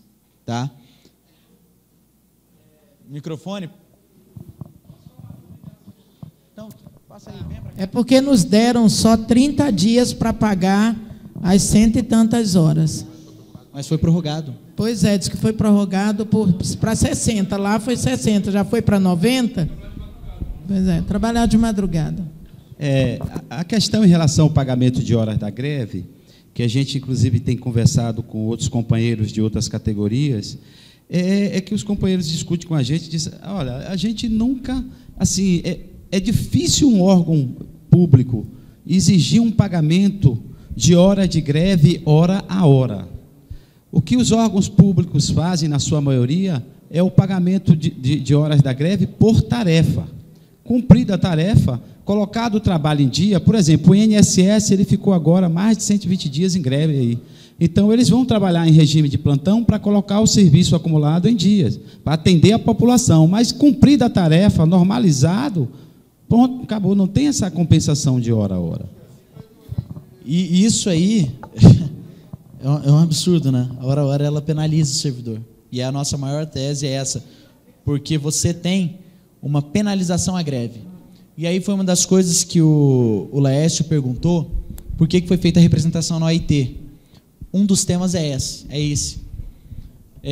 Hoje, a representação na OIT, ela é o ato máximo, ela é a maior represália. Aí até o Laércio, a gente teve uma conversa quanto a isso, porque chegar até hoje o maior ato, se a gente ainda está discutindo judicialmente, mas tamanhas represálias que temos sofrido, omissão do judiciário, negativa de negociação, entre outros, a OIT, nesse ponto, ela pode servir até como um ato político.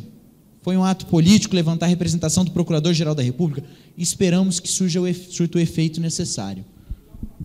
É criar um fato, sim, porque é uma situação, a hora, para mim, é uma coisa absurda. O cara está devendo 240 horas e ele tem que compensar da maneira que foi anteriormente feito. Desculpa, aquilo ali foi os caras coagiram. Você tem 6 meses, podendo ser prorrogado ou não, ao meu critério, por mais 6 meses, você tem que compensar 240 horas. Por quê? Trabalho, posso colocar o trabalho em dia. Quantas pessoas aqui não ficaram à toa? Eu falo porque a realidade, todo mundo, a maioria das pessoas conseguiu colocar o trabalho em dia, e mesmo quem trabalha muito, conseguiu colocar o trabalho em dia e continuou trabalhando muito. Mas teve pessoa que ficou 2, 3 horas sentado, que ficava assistindo lá, teve que comprar celular com televisão para poder assistir televisão no trabalho. Aí você tem o risco até de responder um PAD. Então, assim... Pessoal... Hã? Não, mas então, eu estou falando assim, então, aí a gente vai entrar numa situação que são represálias, sim, vejo a hora como represália. A diretoria do sindicato foi conversar até com o MPDFT, e o MPDFT esclareceu. Isso foi uma coisa definida pelo Conselho de Assessoramento Superior, que a compensação seria hora a hora, e, em tese, ele deixou um pouco claro que foi empurrado isso. Pessoal, eu entendo aí que há realmente uma represália que é inaceitável. Eu não sei se juridicamente temos como brigar quanto a isso, mas eu entendo que isso aqui tem que ir para o plano de lutas. Por quê? O TRF, agora que acabou uma greve, só acabou porque no acordo firmou compensação por trabalho. Nós não podemos terminar a greve aceitando esse tipo de acordo. Esse é o problema. Como que a gente sai da greve aceitando pagar hora a hora? Nós temos que ficar em greve e lutar até... Esse é o primeiro ponto da pauta de qualquer greve. Não pagar a hora, pagar por trabalho. Então isso aí tem que ir para o plano de luta para que determinemos o caminho do sindicato, que o sindicato não pode tomar outra atitude diferente das que a gente quer. E tem a via judicial? Deve ter. Mas antes da via judicial, nós tínhamos que ter resolvido isso na greve. Gente, para não me alongar muito, já me alonguei até demais... só para fechar, a questão dos 3,23% referente ao substitutivo, o que acontece? Ele não... É uma interpretação, ficou um artigo muito mal redigido, mas não atinge o retroativo, tá? O retroativo é direito adquirido e tudo mais. Nós temos uma tese em si toda voltada para isso, para que não atinja o retroativo, e se permanecer como VPNI em apartados 3,23%, nós vamos questionar também judicialmente isso, tá? A constitucionalidade dele. No âmbito geral, creio que é isso, dentro de uma explanação das dúvidas do pessoal, estendi em alguns temas, e espero ter esclarecido a todos aí. Agradeço, e até a Assembleia que vem.